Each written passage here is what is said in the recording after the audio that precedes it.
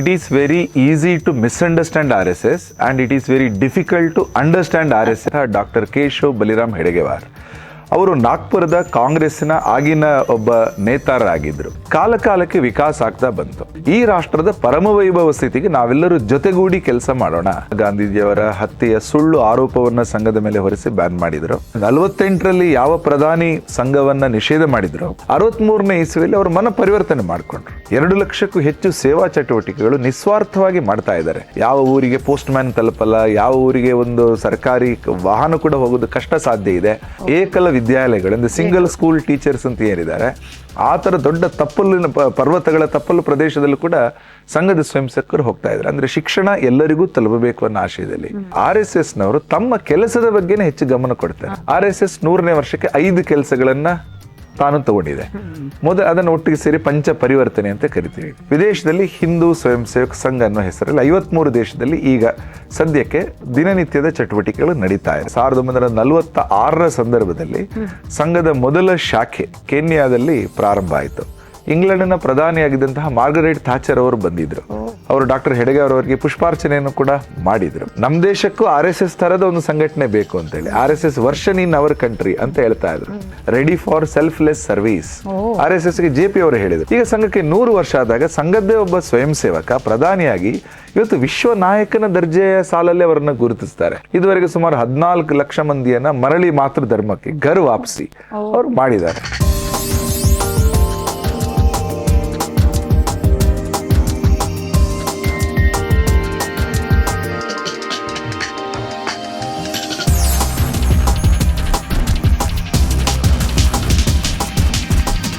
ಲೀಲಾಜಾಲ ವೀಕ್ಷಕರಿಗೆಲ್ಲ ಹೃತ್ಪೂರ್ವಕವಾದಂಥ ಸ್ವಾಗತ ಹಾಗೂ ನಮಸ್ಕಾರ.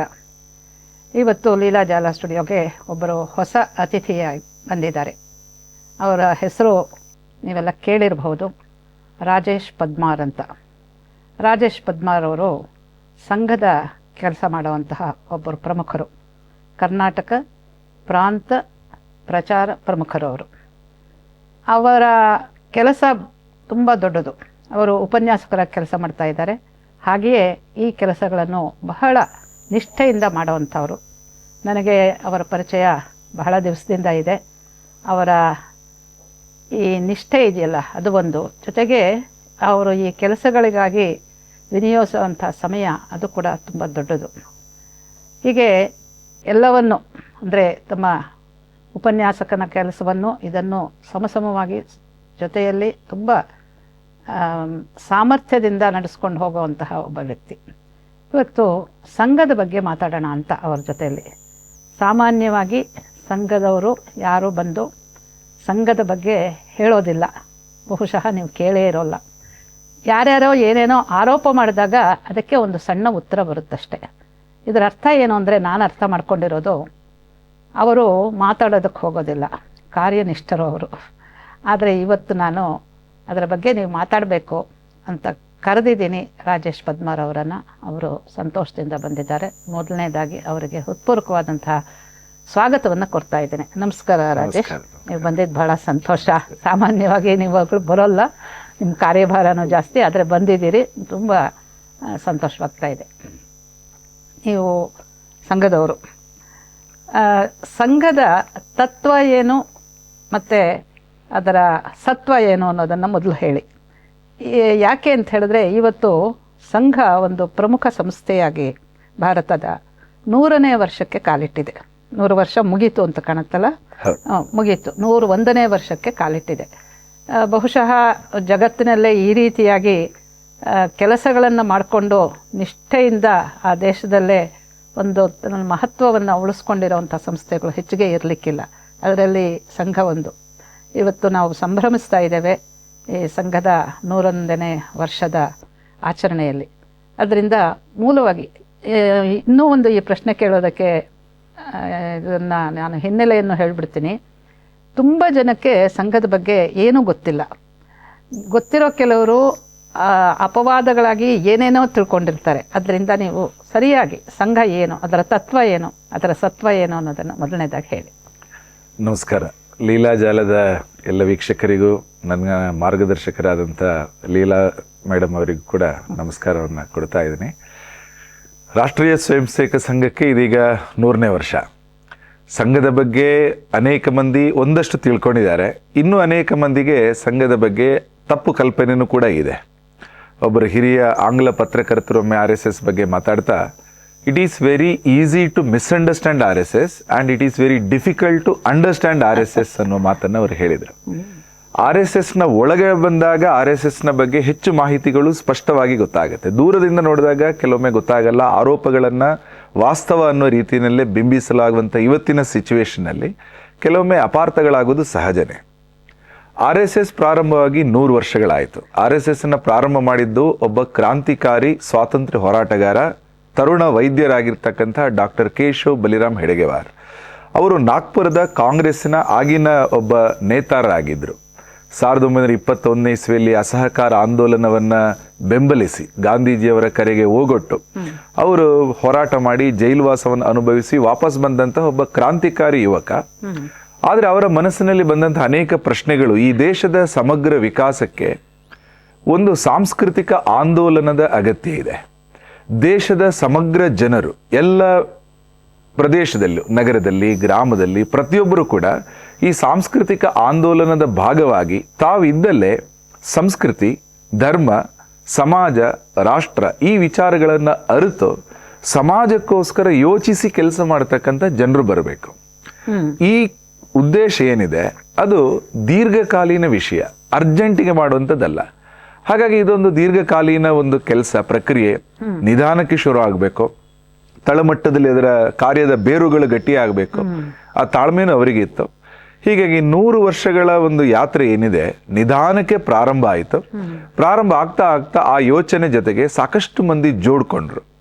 RSS ಇವತ್ತು ಯಾವ ರೀತಿಯಲ್ಲಿ ವಿಕಾಸ ಆಗಿದೆ, ಮೊದಲ ದಿನದಲ್ಲೇ ಆ ರೀತಿಯ ವಿಕಾಸ ಆಗಿದೆ ಅಂತ ಇಲ್ಲ. ಯೋಚನೆಗಳಿತ್ತು, ಚಿಂತನೆಗಳಿತ್ತು. ಕಾಲ ಕಾಲಕ್ಕೆ ವಿಕಾಸ ಆಗ್ತಾ ಬಂತು. 1938-39ನೇ ಇಸ್ವಿಯಲ್ಲಿ RSSನ ಒಟ್ಟು ವೈಚಾರಿಕ ಮತ್ತು ಅದರ ಭೌತಿಕ ಮುಖ ಇವತ್ತೇನಿದೆ ಅದು ಡೆವಲಪ್ ಆದಂಥ ಒಂದು ದೊಡ್ಡ ಬೈಟೆಕ್ ಸಿಂಧಿ ಅನ್ನೋ ಜಾಗದಲ್ಲಿ ನಡೆಯಿತು. ಆ ಬೈಟೆಕ್ನ ತರುವಾಯ RSSನ ಒಂದು ವೈಚಾರಿಕ ಸ್ಪಷ್ಟತೆ ಬಂತು. ಇವತ್ತು RSS ಏನು ಅನ್ನೋದನ್ನು ಹೇಳಬೇಕಿದ್ರೆ ಆ ಬೈಟೆಕ್ನಲ್ಲಿ ವ್ಯಕ್ತಗೊಂಡಂಥ 3 ವಿಷಯಗಳು. RSSನ ಸೈದ್ಧಾಂತಿಕ ತಳಹದಿ, ಇಂಟೆಲೆಕ್ಚುಯಲ್ ಫೌಂಡೇಶನ್ ಅಥವಾ ಫಿಲಾಸಫಿಕಲ್ ಫೌಂಡೇಶನ್ ಅಂತ ಕರಿತೀವಿ. ಸಂಘ 3 ವಿಷಯಗಳನ್ನು ಮಾತಾಡುತ್ತೆ. ಮೊದಲನೇದು ಮಾತೃಭೂಮಿ, ಎರಡನೇದು ಹಿಂದುತ್ವ, ಮೂರನೇದು ಹಿಂದೂ ರಾಷ್ಟ್ರ. ಈ ನೆಲ ಅದು ಒಂದು ಮಾತೃತ್ವದ ಆಧಾರದಲ್ಲಿ ವಿಕಾಸಗೊಂಡಂತ ಒಂದು ಭೂಮಿ. ಆ ಭೂಮಿಗೋಸ್ಕರ ನಾವೆಲ್ಲರೂ ಕೂಡ ಮಾತೃ ಸ್ವರೂಪಿಯಾಗಿ ಇದನ್ನು ಪೂಜಿಸಬೇಕು. RSSನ ಪ್ರಾರ್ಥನೆ ಮೊದಲ ಸಾಲಲ್ಲಿ ನಮಸ್ತೆ ಸದಾವತ್ಸಲೆ ಮಾತೃಭೂಮಿ ಅಂತ ಬರುತ್ತೆ. ಆ ಪ್ರಾರ್ಥನೆ ಕೊನೆ ಸಾಲಲ್ಲಿ ಭಾರತ್ ಮಾತಾ ಕಿ ಜೈ ಅಂತ ಬರುತ್ತೆ. ಹೀಗಾಗಿ ಸಂಘಕ್ಕೆ ಬರುವ ಯಾವುದೇ ವ್ಯಕ್ತಿಗೆ ಇದು ಮಾತೃಭೂಮಿ ಅನ್ನುವ ಭಾವನೆಯನ್ನ ಅತ್ಯಂತ ಬಲವಾಗಿ ಅವರ ಮನಸ್ಸಲ್ಲಿ ಮೂಡಿಸ್ತಾ ಇರ್ತೀವಿ. ಹಾಗಾಗಿ ಮಾತೃಭೂಮಿಯ ಪರಿಕಲ್ಪನೆ ಆಧಾರದಲ್ಲಿ ಅನೇಕ ವಿಷಯಗಳು. ಎರಡನೇದು ಹಿಂದುತ್ವ. ಈ ನೆಲದ ಒಂದು ಮೂಲ ಅಸ್ಮಿತೆ, ಐಡೆಂಟಿಟಿ, ಗುರುತು, ಅದನ್ನು ಹಿಂದುತ್ವ ಅಂತ ಕರೆದ್ರು. ಇದು ಹಿಂದೂಸ್ತಾನ, ಇದು ಹಿಂದೂ ರಾಷ್ಟ್ರ, ಇಲ್ಲಿರುವ ಜನರು ಹಿಂದೂಗಳು. ಆ ಹಿಂದೂಗಳ ಮನಸ್ಸಿನಲ್ಲಿ ಅನೇಕ ಭಾವನೆಗಳು ಬರ್ತಾನೆ ಇರುತ್ತೆ. ಆ ಭಾವನೆಗಳು ಬದುಕಿನಲ್ಲಿ ಅಭಿವ್ಯಕ್ತಗೊಳ್ಳುತ್ತೆ. ಒಬ್ಬ ಹಿಂದುವಿನ ಜೀವನದಲ್ಲಿ ಅಭಿವ್ಯಕ್ತಗೊಳ್ಳತಕ್ಕಂಥ ಅಂಶಗಳೇನಿದೆ ಅದನ್ನು ಹಿಂದುತ್ವ ಅಂತ ಕರೆದ್ರು, ಬೇರೆ ಬೇರೆ ರೂಪದಲ್ಲಿ. ಹೀಗೆ ಒಂದು ರೀತಿಯ ಮೌಲ್ಯಗಳ ಅಭಿವ್ಯಕ್ತಿ, ಮ್ಯಾನಿಫೆಸ್ಟೇಷನ್ ಆಫ್ ವ್ಯಾಲ್ಯೂಸ್, ಅದು ಈ ನೆಲದ ಒಂದು ಮೂಲ ಗುಣ. ಅದನ್ನ ಆಗಾಗ ಹೇಳುವಂತಹ ಕೆಲಸವನ್ನ ಸಂಘ ಮಾಡ್ತಾ ಇದೆ, ಹಿಂದುತ್ವದ ಆಶಯದ ಆಧಾರದ ಮೇಲೆ. ಅದರ ಮೂಲಕ ಜೀವನ ಪದ್ಧತಿ, ಅದರ ಮೂಲಕ ಸಾಂಸ್ಕೃತಿಕ ಆಂದೋಲನ, ಅದರ ಮೂಲಕ ದೈನಂದಿನ ವ್ಯವಹಾರಗಳು, ಹಿಂದುತ್ವ ಆಧಾರಿತ ಜೀವನ. ಇದು ಎರಡನೇ ವಿಷಯ. ಕೊನೆಯದಾಗಿ ನಮ್ಮ ರಾಷ್ಟ್ರಕ್ಕೆ ಒಂದು ಹೆಸರಿದೆ. ಆ ಬೇರೆ ಬೇರೆ ಹೆಸರುಗಳಲ್ಲಿ ಒಂದು ಹೆಸರು ಹಿಂದೂ ರಾಷ್ಟ್ರ.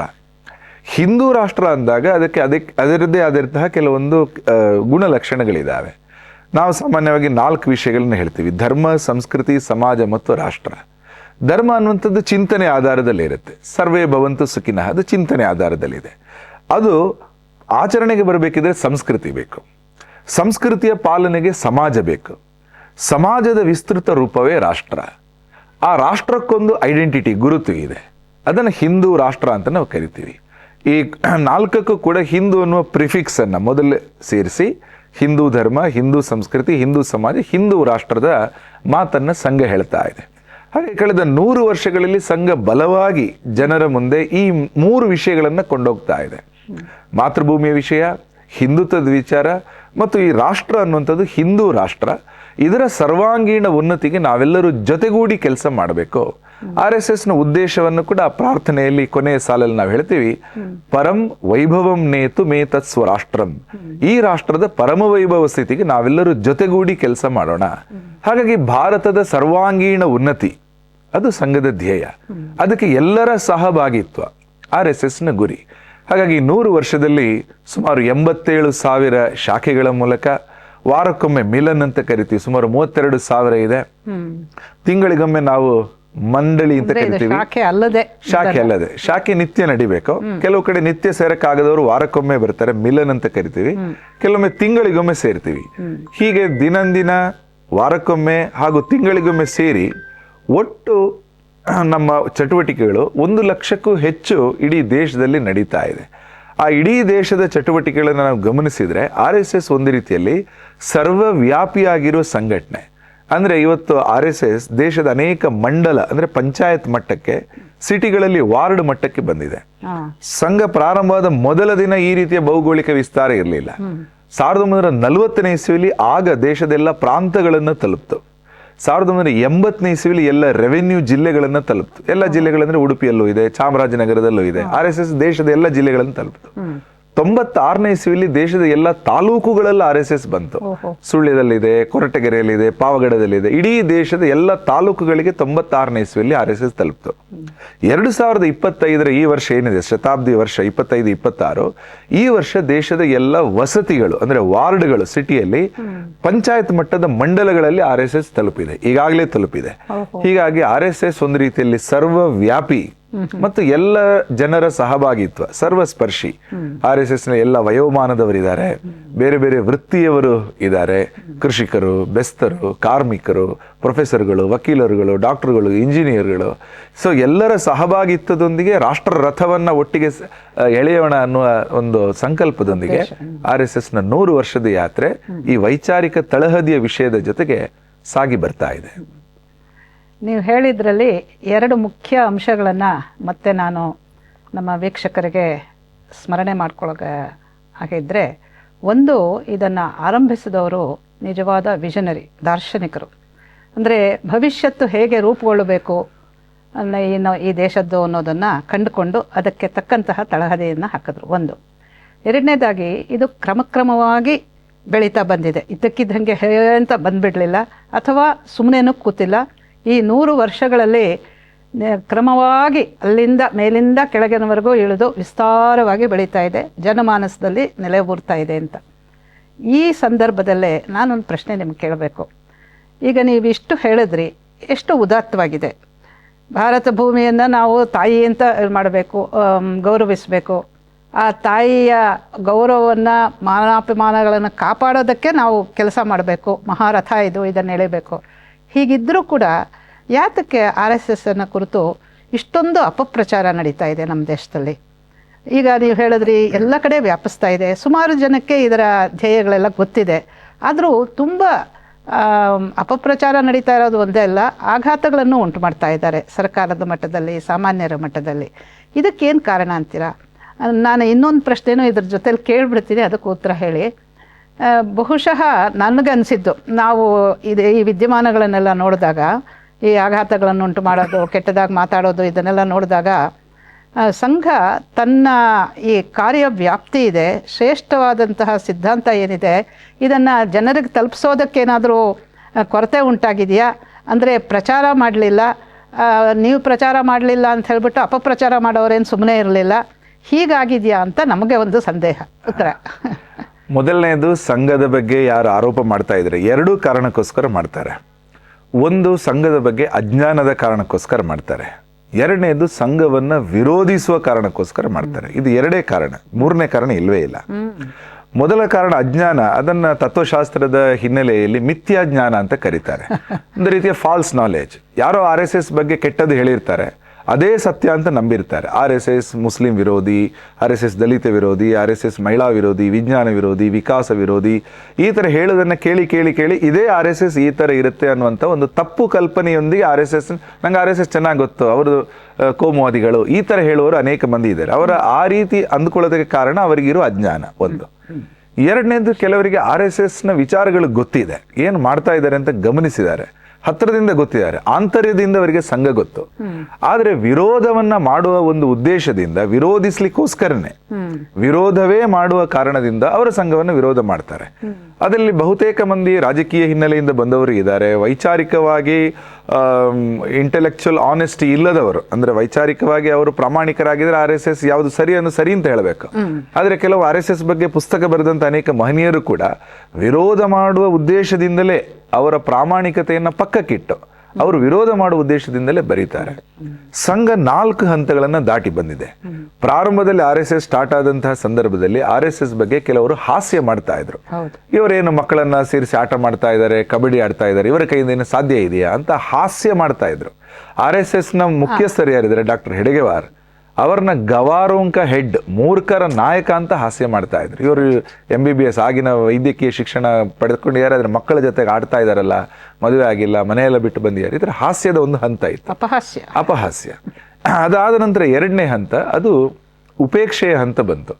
ಏನೋ ಮಾಡ್ತಾ ಇದ್ದಾರೆ, ಆದ್ರೆ ಇವರ ಕೈಯಿಂದ ಏನೂ ಆಗಲ್ಲ, ದೊಡ್ಡ ದೊಡ್ಡ ವಿಷಯ, ರಾಷ್ಟ್ರ ಪರಮವೈಭವದೆಲ್ಲ ಮಾತಾಡ್ತಾರೆ, ಇವರ ಕೈಯಿಂದ ಏನೂ ಆಗಲ್ಲ ಅಂತಕ್ಕಂಥ ಉಡಾಫೆಯ ಉಪೇಕ್ಷೆ 2ನೇ ಹಂತ ಬಂತು, ನೆಗ್ಲಿಜೆನ್ಸ್. 3ನೇ ಹಂತ ವಿರೋಧದ್ದು ಬಂತು. RSSನ ಕಾರ್ಯಗಳಿಗೆ ವಿರೋಧ, ನಮ್ಮ ಕಾರ್ಯಕರ್ತರ ಹತ್ಯೆಗಳು ನಡೆಯಿತು. ಕೇರಳ, ಪಶ್ಚಿಮ ಬಂಗಾಳ ಅಲ್ಲೆಲ್ಲ ಕಾರ್ಯಕರ್ತರನ್ನ ಗುರುತಿ ಹತ್ಯೆ ಆಯಿತು. ಕರ್ನಾಟಕದಲ್ಲೂ ಅನೇಕ ಕಾರ್ಯಕರ್ತರನ್ನ ನಾವು ಕಳ್ಕೊಂಡ್ವಿ. ಹೀಗೆ ವಿರೋಧದ ಒಂದು ದೊಡ್ಡ ಹಂತ ಬಂತು. ಅದಾದ ಮೇಲೆ ಈಗ ನಾವು 4ನೇ ಹಂತದಲ್ಲಿದ್ದೀವಿ, ಇದು ಸ್ವೀಕೃತಿಯ ಹಂತದಲ್ಲಿದೆ. ಇವತ್ತು ಸಮಾಜ ಸಂಘವನ್ನ ಸ್ವೀಕಾರ ಮಾಡಿದೆ. ಅನೇಕ ಕಡೆಗಳಲ್ಲಿ ಸಂಘದ ವಿಷಯಗಳನ್ನ, ಗುಡ್ಡಗಾಡು ಭಾಗಗಳಲ್ಲಿ, ವನವಾಸಿ ಪ್ರದೇಶಗಳಲ್ಲಿ ಯುವಕರು, ಮಹಿಳೆಯರು ಎಲ್ಲರೂ ಕೂಡ ಸಂಘದ ವಿಚಾರವನ್ನ ಸ್ವೀಕಾರ ಮಾಡ್ತಾ ಇದ್ದಾರೆ. ಹಾಗಾಗಿ ಮೊದಲ 3 ಹಂತಗಳನ್ನ ದಾಟಿ, ಕ್ರಮವಾಗಿ ದಾಟಿ 4ನೇ ಸ್ವೀಕೃತಿಯ ಹಂತದಲ್ಲಂತೂ ನಾವಿದ್ದೀವಿ. ಆದರೆ ವಿರೋಧಿಸುವವರು ವಿರೋಧ ಮಾಡ್ತಾನೆ ಇದ್ದಾರೆ, ನಾವು ಹೆಚ್ಚು ಮಂದಿಯನ್ನು ತಲುಪಬೇಕು. ನೀವು ಕೇಳಿದಂತಹ 2ನೇ ಪ್ರಶ್ನೆ ಏನಿದೆ, ಅದರಲ್ಲಿ ಪ್ರಚಾರದ ಕೊರತೆ, ಖಂಡಿತವಾಗಿಯೂ ನಮ್ಮ ಕಡೆಯಿಂದ ಪ್ರಚಾರದ ಕೊರತೆಯಲ್ಲಿ ಸಮಸ್ಯೆ ಆಗಿದೆ ಅನ್ನುವಂಥದ್ದು ಸತ್ಯನೇ. RSSನ ವಿಚಾರಗಳನ್ನ ಸಾಮಾನ್ಯವಾಗಿ ನಾವು mouth to mouth, heart to heart, door to door ಅಂತ ನಾವು ಕರಿತೀವಿ. ನಾವು ಬಾಯಿಂದ ಬಾಯಿಗೆ ಸಂಘದ ವಿಷಯ ಹೋಗುತ್ತೆ, ಒಬ್ಬರಿಂದ ಒಬ್ಬರಿಗೆ, ಮನಸ್ಸಿನಿಂದ ಮನಸ್ಸಿಗೆ ಹೋಗುತ್ತೆ, ಒಂದು ಮನೆಯಿಂದ ಇನ್ನೊಂದು ಮನೆಗೆ ಹೋಗುತ್ತೆ. ಹೀಗೆ ಸಂಘ ಬೆಳೆದು ಬಂದಿದೆ. ಆದರೆ ಇದರ ವೇಗ ತುಂಬ ಕಡಿಮೆ. ಇಷ್ಟೊಂದು ವಿಶಾಲವಾದ ದೇಶ, ದೊಡ್ಡ ಜನಸಂಖ್ಯೆಯ ದೇಶ, ದೊಡ್ಡ ಪ್ರಮಾಣದಲ್ಲಿ ವಿಚಾರದ ಪ್ರಸರಣಗಳಾಗಬೇಕು. ಆ ಸಂದರ್ಭದಲ್ಲಿ ಈ ವೇಗ ಮಾತ್ರವೇ ನಾವು ಆಧಾರವಾಗಿ ಇಟ್ಕೊಂಡ್ರೆ ಅದರಲ್ಲಿ ಕೊರತೆ ಆಗಿರುವಂಥದ್ದು ಹೌದು. ಆದರೆ ಕೊರತೆಯನ್ನು ನೀಗಿಸುವ ಪ್ರಯತ್ನಗಳನ್ನು ಕೂಡ ಸಂಘದ ಲೀಡರ್ಶಿಪ್ ಮಾಡಿದೆ. 1994ನೇ ಇಸ್ವಿಯಲ್ಲಿ ಪಬ್ಲಿಕ್ ಔಟ್ರೀಚ್ ಜಾಸ್ತಿ ಆಗಬೇಕು ಅನ್ನೋ ಕಾರಣಕ್ಕೋಸ್ಕರ 2 ಪ್ರಮುಖವಾಗಿರ್ತಕ್ಕಂಥ ಕಾರ್ಯ ವಿಭಾಗಗಳು, ಇನಿಷಿಯೇಟಿವ್ಸ್ ಅನ್ನ ಪ್ರಾರಂಭ ಮಾಡಿದ್ರು. ಒಂದನ್ನ ಸಂಪರ್ಕ ವಿಭಾಗ ಅಂತ ಕರೆದ್ರು. ಅಂದ್ರೆ ಸಮಾಜದ ಗಣ್ಯರು ಯಾರಿದ್ದಾರೆ ಅವರ ಬಗ್ಗೆ, ಅವರ ಮಧ್ಯೆ ಸಂಘದ ವಿಷಯಗಳನ್ನು ಹೇಳ್ತಕ್ಕಂಥ ಒಂದು ದೊಡ್ಡ ವಿಭಾಗ ಇಡೀ ಅಖಿಲ ಭಾರತ ಮಟ್ಟದಲ್ಲಿ ಇದೆ. ಹಾಗಾಗಿ ಸಮಾಜದ ಒಪಿನಿಯನ್ ಮೇಕರ್ಸ್ ಅಂತ ಯಾರಿದ್ದಾರೆ ಆಯಾಯ ಊರುಗಳಲ್ಲಿ, ಅಲ್ಲಿಗೆ ಸಂಘ ಸಂಪರ್ಕ ವಿಭಾಗದ ಮೂಲಕ ತಲುಪ್ತಾ ಇದೆ. ಇದು ವ್ಯಕ್ತಿಗಳನ್ನು ತಲುಪೋದಕ್ಕೆ. ಇನ್ನೊಂದು ವೈಚಾರಿಕವಾಗಿ ತಲುಪೋದಕ್ಕೆ ಪ್ರಚಾರ ವಿಭಾಗ 1994ನೇ ಇಸ್ವಿಯಲ್ಲಿ ಶುರುವಾಯಿತು. ಪ್ರಚಾರದ ವಿಭಾಗದ ಮೂಲಕ ಒಂದು ವಾರ್ತಾಪತ್ರಿಕೆ, ಹಾಗೇನೆ ದೈನಂದಿನ ಪತ್ರಿಕೆಗಳು, ಕೆಲವು ಕಡೆ ಕರ್ನಾಟಕದಲ್ಲೂ ಒಂದು ದಿನಪತ್ರಿಕೆ ಇದೆ, ವಾರಪತ್ರಿಕೆ ಇದೆ, ಪಾಕ್ಷಿಕ ಪತ್ರಿಕೆ ಪುಂಗವ ಅಂತ ಇದೆ. RSS ಅದೇ ಸೋಷಿಯಲ್ ಮೀಡಿಯಾ ಹ್ಯಾಂಡಲ್ಗಳು, ಆಯಾಯ ರಾಜ್ಯಗಳಲ್ಲಿ ವಿಶ್ವ ಸಂವಾದ ಕೇಂದ್ರ ಹೆಸರಲ್ಲೂ ಸ್ವಲ್ಪ ಡಿಜಿಟಲ್ ಮೊಬಿಲೈಸೇಷನ್, ಇದೆಲ್ಲವೂ ಕೂಡ 94 ನಂತರ ನಡೀತಾ ಇದೆ. ಆದ್ರೆ ವೇಗ ತುಂಬಾ ಕಡಿಮೆ ಇದೆ ಅನ್ನೋದನ್ನ ನಾವು ವಾಸ್ತವವಾಗಿ ಒಪ್ಕೊಳ್ಬೇಕು. ದೊಡ್ಡ ಪ್ರಮಾಣದಲ್ಲಿ ತಲುಪತಕ್ಕಂತಹ ಒಂದು ದಾರಿಯಲ್ಲಿ ಇದೀವಿ ನಾವು. ಬೆಟರ್ ಲೇಟ್ ದ್ಯಾನ್ ನೆವರ್ ಅಂತ ಹೇಳೋ ಹಾಗೇನೆ ಆ ವಿಷಯದಲ್ಲಿ ಸ್ವಲ್ಪ ಕೊರತೆ ಆಗಿದೆ ಅನ್ನುವಂಥದ್ದು ಸತ್ಯನೇ ಹಿಂದೆ. ಆದರೆ ಪ್ರಚಾರ ವಿಭಾಗದ ಕ್ರಮೇಣ ನಾವು ಅತಿಯಾಗಿ ಅದರ ಮೇಲೂ ಡಿಪೆಂಡೂ ಆಗಿಲ್ಲ, ಆದರೆ ತೀರಾ ಇಲ್ಲ, ಅದರ ಒಂದು ಮಧ್ಯಮ ಮಾರ್ಗದಲ್ಲಿ ನಾವು ಹೋಗ್ತಾ ಇದ್ವಿ. ಅತಿ ಬೇಡವೆಲ್ಲಿಯೂ ಮಂಕುತಿಮ್ಮ ಅಂತ ಹೇಳೋ ರೀತಿಯಲ್ಲಿ ಸಂಘದ ಬಗ್ಗೆ ಪ್ರಚಾರ ಇಲ್ಲ, ಸಂಘದ ವಿಚಾರದ ಬಗ್ಗೆ ಪ್ರಚಾರ ವಿಭಾಗ ಕೊಡ್ತಾ ಇದೆ ಸ್ವಲ್ಪ ಮಟ್ಟಿಗೆ. ಹಾಗೆ ಪ್ರಚಾರ ವಿಭಾಗ ಎಲ್ಲೆಲ್ಲ ಹೋಗಿದೆ. ಈಗ RSS ಸರಸಂಘ ಚಾಲಕರ ಯಾವುದೇ ಭಾಷಣಗಳಿರ್ಬೋದು, ಅದು ಯೂಟ್ಯೂಬ್ನಲ್ಲಿ ಲೈವ್ ಆಗಿ ಇಡೀ ದೇಶಾದ್ಯಂತ ಎಲ್ಲರಿಗೂ ಸಿಗ್ತಾ ಇದೆ. ಹಿಂದಿಗಿಂತ ಜಾಸ್ತಿ ಹೆಚ್ಚು ಇವತ್ತು ಸಂಘ ಮೀಡಿಯಾ ಫ್ರೆಂಡ್ಲಿ ಆಗಿದೆ, ಪತ್ರಕರ್ತರ ಮಧ್ಯೆ RSS ಕೆಲಸ ಇದೆ, ಪತ್ರಕರ್ತರು RSSನ ಕಾರ್ಯಕ್ರಮಗಳನ್ನು ಕವರ್ ಮಾಡ್ತಾ ಇದ್ದಾರೆ. ಹಿಂದೆ ಬಹಳ ಕೊರತೆ ಇತ್ತು, ಮೀಡಿಯಾ ಸ್ಪೇಸ್ ಕಡಿಮೆ ಇತ್ತು. ಈಗ ಸಂಘದ ಸುದ್ದಿ ಮುಖಪುಟದಲ್ಲೋ 3ನೇ 2ನೇ ಪುಟದಲ್ಲೋ ಎಲ್ಲಾದ್ರೂ ಒಂದ್ ಕಡೆ ಸಂಘದ ಸುದ್ದಿ ಅಂತ ಬರ್ತಾ ಇದೆ. ಹಾಗಾಗಿ ಸಂಘದ ವಿಷಯಗಳು ಇವತ್ತು ಪೆನೆಟ್ರೇಟ್ ಆಗ್ತಾ ಇದೆ ಅನ್ನುವಂಥದ್ದು ಸತ್ಯನೇ, ಆದ್ರೆ ಯಾವ ಪ್ರಮಾಣದಲ್ಲಿ ಅಪೇಕ್ಷೆ ಇದೆ ಅಷ್ಟು ಆಗ್ತಾ ಇಲ್ಲ ಅನ್ನುವಂಥದ್ದು ಸತ್ಯನೇ. ಹಾಗಾಗಿ ಅದರ ಮಧ್ಯೆ ಸಾಗ್ತಾ ಇದೆ. ಹೊಸ ಪೀಳಿಗೆಯನ್ನು ತಲುಪೋದಕ್ಕೋಸ್ಕರ ಎಲ್ಲ ಸೋಷಿಯಲ್ ಮೀಡಿಯಾ ಪ್ಲಾಟ್ಫಾರ್ಮ್ಗಳಲ್ಲಿ RSS ಸಕ್ರಿಯವಾಗಿ ಕೆಲಸ ಮಾಡ್ತಾ ಇದೆ. ಯಾರು ಆ ಕ್ಷೇತ್ರದಲ್ಲಿ ಕೆಲಸ ಮಾಡ್ತಾ ಇದ್ದಾರೆ ಅವರ ಅನುಭವ ಏನಂದ್ರೆ, ಸಾಮಾಜಿಕವಾಗಿ ಜಾಲತಾಣಗಳಲ್ಲಿ RSSನ ಕೆಲಸವನ್ನು ಹೆಚ್ಚಿಗೆ ಇಷ್ಟಪಡುವವರು ಅವರ ಸಂಖ್ಯೆ ಕ್ರಮೇಣ ಜಾಸ್ತಿ ಆಗ್ತಾ ಇದೆ. ಯುವಕರಲ್ಲಿ ಸಾಕಷ್ಟು ಜಾಸ್ತಿ ಆಗ್ತಾ ಇದೆ ಅನ್ನುವಂಥದ್ದು ಒಂದು ಫೀಡ್ಬ್ಯಾಕ್ ಇರುವಂಥದ್ದು. ಹಾಗಾಗಿ RSSಗೆ ಒಂದು ಡಿಜಿಟಲ್ ಸ್ವೀಕೃತಿನೂ ಕೂಡ ಹೆಚ್ಚಾಗ್ತಾ ಇದೆ. ಬರಲೇಬೇಕು. ಈ ಕಾಲದ ಸೂಕ್ತ ಮಾಧ್ಯಮ ಅದು. ಅದರಿಂದ ಅಲ್ಲಿ ಬರ್ತಾ ಇರೋದು ಸಹಜ ಅಂತ ಅನಿಸುತ್ತೆ ನನಗೆ, ಇಷ್ಟೆಲ್ಲ ನೀವು ಮಾಡಿ. ಇನ್ನೊಂದು ನನಗೆ ಬಹಳ ಬೇಜಾರು ತಂದಂಥ ಒಂದು ವಿಷಯ ಏನಂತ ಹೇಳಿದ್ರೆ, ರಾಷ್ಟ್ರಕ್ಕೆ ಯಾವುದಾದ್ರೂ ವಿಪತ್ತು ಒದಗಿದಾಗ, ಅದು ಪ್ರಾಕೃತಿಕವಾಗಲಿ ಅಥವಾ ಇನ್ಯಾವುದಾದ್ರೂ ಆಗಲಿ, ಮೊದಲು ಹೋಗಿ ಅಲ್ಲಿ ನಿಂತು ಕೆಲಸ ಮಾಡೋದು, ತಮ್ಮನ್ನು ತಾವು ಒಡ್ಕೊಳ್ಳೋದು, ಎಲ್ಲ ತೊಂದರೆಗಳನ್ನು ಮೀರಿ ಕೆಲಸ ಮಾಡೋದು, ಸಹಾಯ ಮಾಡೋದು ಸಂಘ. ಆದರೆ ಅಂಥ ಸಂಘವನ್ನೇ ಮತ್ತೆ ಮತ್ತೆ ಚಿವುಟಿ ಹಾಕೋದಕ್ಕೆ, ಅದನ್ನು ನಿಷೇಧಿಸೋದಕ್ಕೆ ಸರ್ಕಾರದ ಕಡೆಯಿಂದ ತುಂಬ ಪ್ರಯತ್ನಗಳಾಯಿತು. ಅಂದರೆ ಯಾವುದು ವಿಪತ್ತನ್ನು ನಿವಾರಣೆ ಮಾಡೋದಕ್ಕೆ ಹೋಗುತ್ತೋ ಅವ್ರಿಗೆ ವಿಪತ್ತು ತಂದೊಡ್ಡುವಂತಹ ಒಂದು ಆಪತ್ಕರವಾದಂಥ ಪರಿಸ್ಥಿತಿ. ಇದ್ರ ಬಗ್ಗೆ ಏನು ಹೇಳ್ತೀರಾ? ಅಂಥದ್ದು ತುಂಬ ನಡೆದಿದೆ. ಎಮರ್ಜೆನ್ಸಿ ಕಾಲದಲ್ಲಿ, ಆಪತ್ಕಾಲೀನ ಪರಿಸ್ಥಿತಿಯಲ್ಲಂತೂ ತುಂಬ ಟಾರ್ಗೆಟ್ ಆದವರು, ಅವರ ಲಕ್ಷ್ಯದಲ್ಲಿದ್ದವರೇ ಸಂಘದವರು ಅಲ್ವೇ? ಕಾರಣವಿಲ್ಲದೆ ಎಲ್ಲರನ್ನೂ ಒಳಗೆ ಹಾಕಿದ್ರು. ಅದರ ಬಗ್ಗೆ ಸ್ವಲ್ಪ ಹೇಳಿ. ಸಂಘದ ನಿಷೇಧದ ಬಗ್ಗೆ ಹೇಳ್ತಿದ್ದಾರೆ. ಸಂಘವನ್ನು ಒಟ್ಟು 3 ಬಾರಿ ನಿಷೇಧ ಮಾಡಿದ್ದಾರೆ. ಮೊದಲನೇದು 1948ರಲ್ಲಿ ಮಹಾತ್ಮ ಗಾಂಧೀಜಿಯವರ ಹತ್ಯೆಯ ಸುಳ್ಳು ಆರೋಪವನ್ನು ಸಂಘದ ಮೇಲೆ ಹೊರಿಸಿ ಬ್ಯಾನ್ ಮಾಡಿದರು. ಅದಾದ ನಂತರ ತುರ್ತು ಪರಿಸ್ಥಿತಿಯ ಸಂದರ್ಭದಲ್ಲಿ ವಿವಿಧ ಸಂಘಟನೆಗಳನ್ನ ನಿಷೇಧ ಮಾಡೋದ್ರ ಜೊತೆಗೆ ಸಂಘದ ಮೇಲೂ ನಿಷೇಧ ಬಂತು. ಮೂರನೇದಾಗಿ 1992ರ ಅಯೋಧ್ಯೆ ಆಂದೋಲನದ ತರುವಾಯ 93ನೇ ಇಸವಿಯಲ್ಲಿ ಅಲ್ಪಕಾಲೀನ ನಿಷೇಧ ಸಂಘದ ಮೇಲೆ ಬಂತು. ಈ 3 ಸಂದರ್ಭಗಳಲ್ಲಿ RSS ಅನ್ನ ಯಾವುದಕ್ಕೋಸ್ಕರ ನಿಷೇಧ ಮಾಡಬೇಕು ಅಂತ ಅಂದ್ಕೊಂಡ್ರು, ಆ ಕಾರಣವನ್ನು ಹೊರತುಪಡಿಸಿ ನಂತರ ನಿಷೇಧವನ್ನು ಕೂಡ ವಾಪಸ್ ತಗೊಂಡ್ರು. ಉದಾಹರಣೆಗೆ ಮಹಾತ್ಮ ಗಾಂಧೀಜಿಯವರ ಹತ್ಯೆಯ ಸುಳ್ಳು ಆರೋಪವನ್ನು ಸಂಘದ ಮೇಲೆ ಹೊರಿಸಿ ಸಂಘದ ಮೇಲೆ ಬ್ಯಾನ್ ಮಾಡಿದ್ರು. ಸರ್ದಾರ್ ಪಟೇಲ್ರು ಸೇರ್ಕೊಂಡಾಗ ಅನೇಕ ಮಂದಿ ಗೊತ್ತಿತ್ತು ಸಂಘದ ಯಾವುದೇ ಪಾತ್ರ ಇಲ್ಲ ಅಂತ. ಪಟೇಲ್ರವರ ಪತ್ರ ಇದೆ. ನಂತರ ಬಂದಂತಹ ಇಂದಿರಾ ಗಾಂಧಿ ಸರ್ಕಾರ ನೇಮಿಸಿದಂತಹ ಜೀವನ್ಲಾಲ್ ಕಪೂರ್, JL ಕಪೂರ್ ಅವರ ಆಯೋಗದ ವರದಿ, ಇದೆಲ್ಲ ನೋಡಿಕೊಂಡು ಸಂಘದ ಯಾವುದೇ ಪಾತ್ರ ಇಲ್ಲ ಅನ್ನೋದು ಇಡೀ ದೇಶದಲ್ಲಿ ಸ್ಪಷ್ಟ ಆಗಿದೆ. 1962ನೇ ಇಸ್ವಿಯಲ್ಲಿ ಚೀನಾ ಯುದ್ಧ ನಡೆದಾಗ ಅದರಲ್ಲಿ ಭಾರತೀಯ ಸೈನಿಕರಿಗೆ ಸಂಘದ ಸ್ವಯಂ ಸೇವಕರು ಅಲ್ಲಲ್ಲಿ ಮಾಡಿದ ಸಹಾಯವನ್ನು ಗಮನಿಸಿ ಆಗಿನ ಪ್ರಧಾನಿಯಾಗಿದ್ದಂತಹ ಪಂಡಿತ್ ನೆಹರು ಅವರು 1963ರ ಜನವರಿ 26ರ ಗಣರಾಜ್ಯೋತ್ಸವ ಪೆರೇಡ್ನಲ್ಲಿ 3000 ಮಂದಿ ಗಣವೇಶಧಾರಿ ಸ್ವಯಂ ಸೇವಕರನ್ನ ಪೆರೇಡಲ್ಲಿ ಭಾಗವಹಿಸಲಿಕ್ಕೆ ಆಮಂತ್ರಣ ಕೊಟ್ಟರು. ಸಂಘದ ಸ್ವಯಂ ಸೇವಕರಲ್ಲಿ ಭಾಗವಹಿಸಿದ್ರು. ಅಂದ್ರೆ 48ರಲ್ಲಿ ಯಾವ ಪ್ರಧಾನಿ ಸಂಘವನ್ನ ನಿಷೇಧ ಮಾಡಿದ್ರು ಅದೇ ಪ್ರಧಾನಮಂತ್ರಿಗೆ RSSನ ಕೆಲಸವನ್ನ ಗಮನಿಸಿ 63ನೇ ಇಸ್ವಿಯಲ್ಲಿ ಅವರು ಮನ ಪರಿವರ್ತನೆ ಮಾಡಿಕೊಂಡ್ರು. ಸಂಘದ ಬಗ್ಗೆ ಒಳ್ಳೆ ಅಭಿಪ್ರಾಯವನ್ನು ಅವರ ಕೊನೆ ದಿನಗಳೆಲ್ಲ ಅವರು ಹೇಳಿದ್ದಾರೆ. ಹಾಗೇನೆ ಗುರೂಜಿ ಗೋಳ್ವಲ್ಕರ್ ಅವರನ್ನ ಮಹಾತ್ಮ ಗಾಂಧಿಯವರ ಸುಳ್ಳು ಆರೋಪದ ಮೇಲೆ ಬಂಧಿಸಲಾಗಿತ್ತು. ಅಂತಹ ಗೋಳ್ವಲ್ಕರ್ ತೀರ್ಕೊಂಡಾಗ ಪಾರ್ಲಿಮೆಂಟ್ ಅಲ್ಲಿ ಶ್ರೀಮತಿ ಇಂದಿರಾ ಗಾಂಧಿ ಅವರು ಗುರೂಜಿ ಗೋಳ್ವಲ್ಕರ್ ಅವರಿಗೆ ಶ್ರದ್ಧಾಂಜಲಿಯನ್ನ ಸಮರ್ಪಣೆ ಮಾಡಿದ್ರು, ಸಂಸತ್ನಲ್ಲಿ ಮಾಡಿದ್ರು. ಹೀಗೆ ಸಂಘದ ಬಗ್ಗೆ ಆಂತರ್ಯದಿಂದ, ಒಳಗಡೆಯಿಂದ ಸಾಕಷ್ಟು ವಿಷಯಗಳು ಗೊತ್ತಿರುತ್ತೆ. ಪಾಸಿಟಿವ್ ಆಗಿ ಇವರು ದೇಶಕ್ಕೆ ಏನು ಕೆಲಸ ಮಾಡ್ತಾ ಇದ್ದಾರೆ, ನಿಸ್ವಾರ್ಥವಾಗಿ ಮಾಡ್ತಾ ಇದ್ದಾರೆ. ದೇಶದಾದ್ಯಂತ ಶಿಕ್ಷಣ, ಆರೋಗ್ಯ, ಸ್ವಾವಲಂಬನೆ, ಆರ್ಥಿಕ ಕ್ಷೇತ್ರಗಳೇ ಒಟ್ಟು 2 ಲಕ್ಷಕ್ಕೂ ಹೆಚ್ಚು ಸೇವಾ ಚಟುವಟಿಕೆಗಳು ನಿಸ್ವಾರ್ಥವಾಗಿ ಮಾಡ್ತಾ ಇದ್ದಾರೆ. ಬೇರೆ ಬೇರೆ ಕಡೆ ಸುಮಾರು 30,000ದಷ್ಟು ವಿದ್ಯಾಭಾರತಿಗಳ ಶಾಲೆ ಇಡೀ ದೇಶದಲ್ಲಿ ನಡೀತಾ ಇದೆ.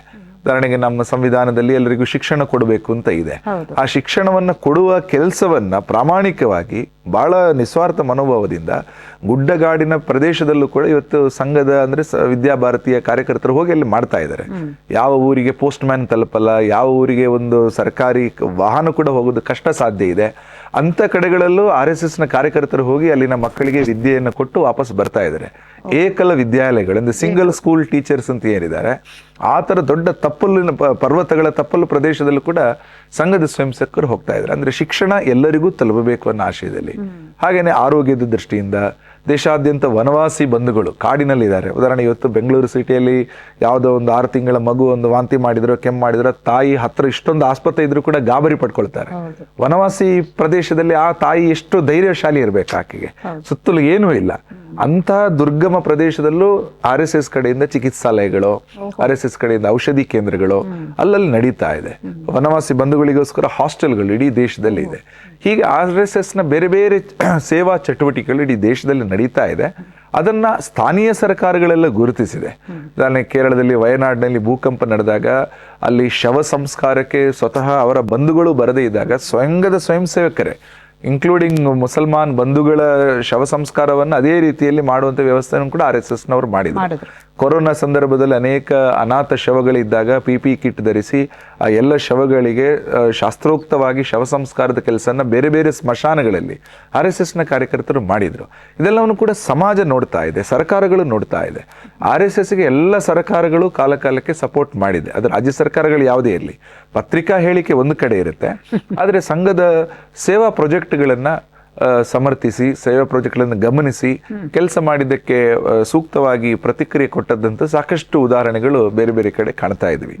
ನಾವು ಸಂಘ ಮಾಡುವಂಥ ಕೆಲಸ ಒಂದು ರೀತಿಯಲ್ಲಿ ಸರ್ವೇಶಾಂ ಅವಿರೋಧೇನ, ನಮಗೆ ಯಾರು ವಿರೋಧ ಮಾಡಿದ್ರು ನಾವು ಯಾರನ್ನು ವಿರೋಧ ಮಾಡಬಾರದು, ಆ ಭಾವನೆಯಿಂದ ಸಂಘ ಕೆಲಸ ಮಾಡ್ತಾ ಇದೆ. ಹಾಗಾಗಿ RSSನ ಕೆಲವೊಂದು ಪಾಲಿಸಿಗಳು ಅದು ಕೆಲವೊಮ್ಮೆ ಕೆಲವರಿಗೆ ಇಷ್ಟ ಆಗುತ್ತೆ, ಇಷ್ಟ ಆಗೋದಿಲ್ಲ. ಒಟ್ಟು ನಾವು ಯಾರನ್ನ ವಿರೋಧ ಮಾಡಬಾರ್ದು, ಸಂಘರ್ಷಕ್ಕೆ ಇಳಿ ಆಗತ್ತೆ ಇಲ್ಲ ಅಂತ ಎಲ್ಲರ ಸಹಭಾಗಿತ್ವದೊಂದಿಗೆ ಕೆಲಸ ಮಾಡ್ತಾ ಇದೆ. ಕೇರಳ, ಪಶ್ಚಿಮ ಬಂಗಾಳ ಕೆಲವು ಕಡೆ ಎಲ್ಲಿ ವಿರೋಧ ಜಾಸ್ತಿ ಇದೆಯೋ ಅಲ್ಲಿನ ಕಳೆದ ಒಂದು 6-7 ದಶಕಗಳ ಅನುಭವ ಅಂದರೆ ಯಾರು ವಿರೋಧ ಮಾಡ್ತಾ ಇದ್ದಾರೆ ಕ್ರಮೇಣ ಅವರಿಗೆ ಅಥವಾ ಅವರ ಮುಂದಿನ ಪೀಳಿಗೆಯ ವ್ಯಕ್ತಿಗಳಿಗೆ ಸಂಘದ ಬಗ್ಗೆ ಗೊತ್ತಾಗಿ ಅವರು ಸಂಘಕ್ಕೆ ಬರ್ತಾರೆ. ಕೇರಳದಲ್ಲಿ ಅನೇಕ ಕಮ್ಯುನಿಸ್ಟ್ ನಾಯಕರು ಯಾರು 70-80ರ ದಶಕದ ಸಂಘವನ್ನು ವಿರೋಧ ಮಾಡ್ತಾ ಇದ್ರು, ಈಗ ಅದೇ ಮನೆಯ ಮಕ್ಕಳು ಸಂಘದ ಕಾರ್ಯಕರ್ತರಾಗಿದ್ದಾರೆ, ಸಂಘದ ಜೊತೆಗೆ ಅವರು ಹೆಜ್ಜೆಗೂಡ್ತಾ ಇದ್ದಾರೆ. ಅಂದರೆ ಒಂದು ಕಾಲದಲ್ಲಿ ಅವರು ವಿರೋಧ ಮಾಡ್ತಾ ಇದ್ರು ಒಂದು ಮನೆ, ಆದರೆ ಇವತ್ತಿನ ಯುವ ಪೀಳಿಗೆಗೆ ವಾಸ್ತವ ಗೊತ್ತಾಯ್ತು, ಅವರು ಬರ್ತಾ ಇದ್ದಾರೆ. ಹಾಗಾಗಿ ಸಂಘದ, ನಾನು ಪ್ರಾರಂಭದಲ್ಲಿ ಹೇಳಿದೆ, ಇದೊಂದು ದೀರ್ಘಕಾಲೀನ ಯೋಚನೆ. ಹಾಗಾಗಿ ಪೀಳಿಗೆಯಿಂದ ಪೀಳಿಗೆಗೆ ಬಂದಾಗ ಅವರ ಮನಸ್ಸು ಬದಲಾಗುತ್ತೆ. ವಿರೋಧ ಮಾಡಿದವರ ಮುಂದಿನ ಪೀಳಿಗೆ ಸಂಘದ ಹಿತೈಷಿಗಳಾಗಿ, ಸ್ವಯಂ ಸೇವಕರಾಗಿ, ನಂತರ ಕಾರ್ಯಕರ್ತರಾಗಿನೂ ಬಂದಿದ್ದಾರೆ ಸಾಕಷ್ಟು. ಹಾಗೆ ಸಂಘ ಯಾರನ್ನು ವಿರೋಧ ಮಾಡೋದಿಲ್ಲ, ಯಾವುದೇ ವ್ಯಕ್ತಿಗಳಿರಲಿ, they are the future potential swayamsevaks ಅನ್ನುವಂಥದ್ದು ಸಂಘದ ಭಾವನೆ. ಮುಂದೆ ಅವರು ಬರ್ಬೋದು, ನಮ್ಮ ವಿಚಾರ ಜೊತೆಗೆ ಜೋಡ್ಕೊಳ್ಬೋದು.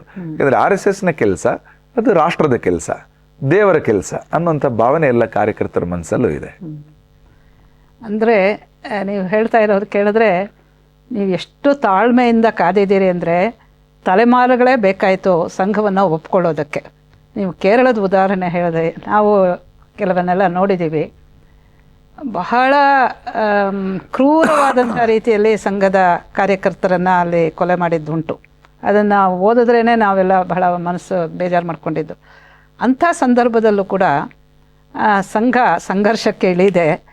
ಇದೇ ಉದಾತ್ತವಾದಂತಹ ದೀರ್ಘಕಾಲೀನ ಪರಿಣಾಮವನ್ನು ಅಪೇಕ್ಷಿಸಿ ನಿರೀಕ್ಷಿಸಿ ಕೆಲಸ ಮಾಡ್ತಿದೆಯಲ್ಲ, ಇದು ಈ ಮನಸ್ಥಿತಿ ಮೂಲದಿಂದ ಬಂದಿದ್ದ ಒಟ್ಟು ಸಂಘ ಆಲೋಚನೆ ಮಾಡ್ಕೊಂಡಿರೋದು ಇದು ಹೇಗೆ ಅಂತ. ಯಾಕೆಂದರೆ ಇದು ಸಾಮಾನ್ಯರಿಗೆ ಅರ್ಥ ಆಗೋದಿಲ್ಲ. ತಕ್ಷಣಕ್ಕೊಂದು ಪ್ರತಿಕ್ರಿಯೆ ಕೊಡಬೇಕು ಅಂತ ಅನಿಸುತ್ತೆ. ಅದು ಪ್ರತಿಕ್ರಿಯೆ ಅಂದರೆ ಬರೀ ವಿರೋಧಕ್ಕೆ ಅಂತಲ್ಲ, ನಾನು ಹೇಳೋದು ಈ ಪ್ರಚಾರ ಸರಿಯಾಗಿ ಆಗದೇ ಇರೋದರಿಂದ, ಇಂಥ ಒಂದು ಇದರ ಅಪಪ್ರಚಾರಗಳು ಜಾಸ್ತಿ ಆಗಿರೋದ್ರಿಂದ ಸಂಘವನ್ನು ವಿರೋಧಿಸುವಂಥ ಪ್ರಕ್ರಿಯೆ ಹೆಚ್ಚಿದೆ ಅಂತ. ಅದಕ್ಕೊಂದು ಸಣ್ಣ ಉದಾಹರಣೆ ಕೊಡ್ತೀನಿ. ನೀವು ಆಗಲೇ ಹೇಳಿದ್ರಿ ನಿರ್ಲಕ್ಷ್ಯದಿಂದ ಮಾಡ್ತಾರೆ, ಕೆಲವರು ವಿರೋಧಿಸಬೇಕು ಅಂತ ಹೋಗ್ತಾರೆ ಅಂತ. ನಾನು ಈ ಬೆಂಗಳೂರಲ್ಲೇ ಒಂದು ಇದಿದೆ ನಾಟಕ ಶಾಲೆ, ಅಲ್ಲಿ ವಿದ್ಯಾರ್ಥಿಯಾಗಿದ್ದೆ 80ರ ದಶಕದಲ್ಲಿ. ಅಲ್ಲಿ ಪಾಠ ಮಾಡೋದಕ್ಕೆ ಅಂತ ಬರ್ತಾ ಇದ್ದಂಥವರು ಅವರು ಹೇಳ್ತಾರೆ ಸಂಘ ಅಂದರೆ ಚಡ್ಡಿ ಅಂತ ಹೇಳ್ತಾಯಿದ್ರು. ನನಗೆ ಆವಾಗ ಹೆಚ್ಚಿಗೆ ನಾನು ಸಂಘದ ಬಗ್ಗೆ ತಿಳ್ಕೊಂಡಿರಲಿಲ್ಲ. ಆವಾಗವಾಗ ಕೆಣಕೋ ಹಾಗೆ ಮಾತಾಡ್ತಾಯಿದ್ರು.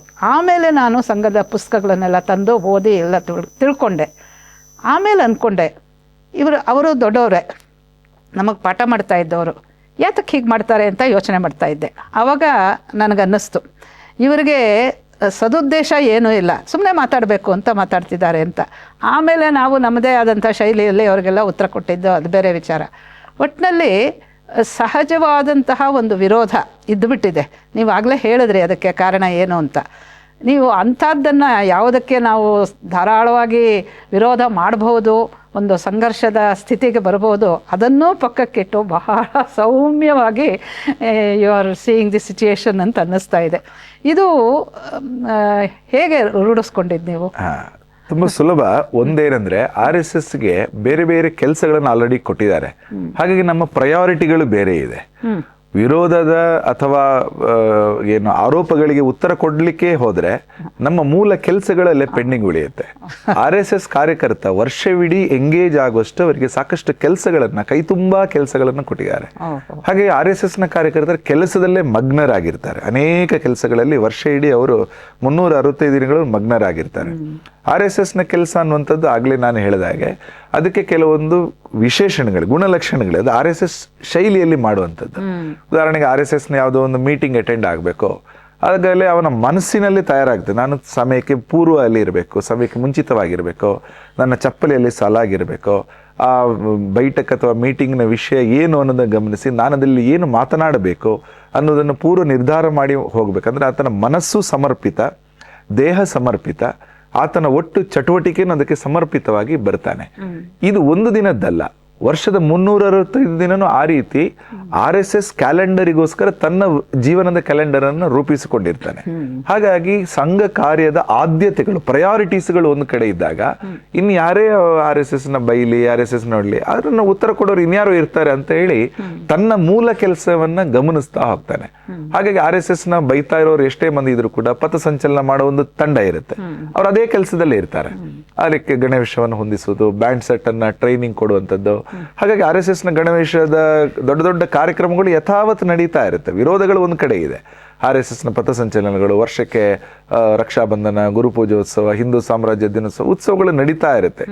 ಯಾಕೆ ಇದೆಲ್ಲ ನಡೀತಾ ಇದೆ ಅಂದ್ರೆ RSSನವರು ತಮ್ಮ ಕೆಲಸದ ಬಗ್ಗೆನೇ ಹೆಚ್ಚು ಗಮನ ಕೊಡ್ತಾರೆ. They more on to their work.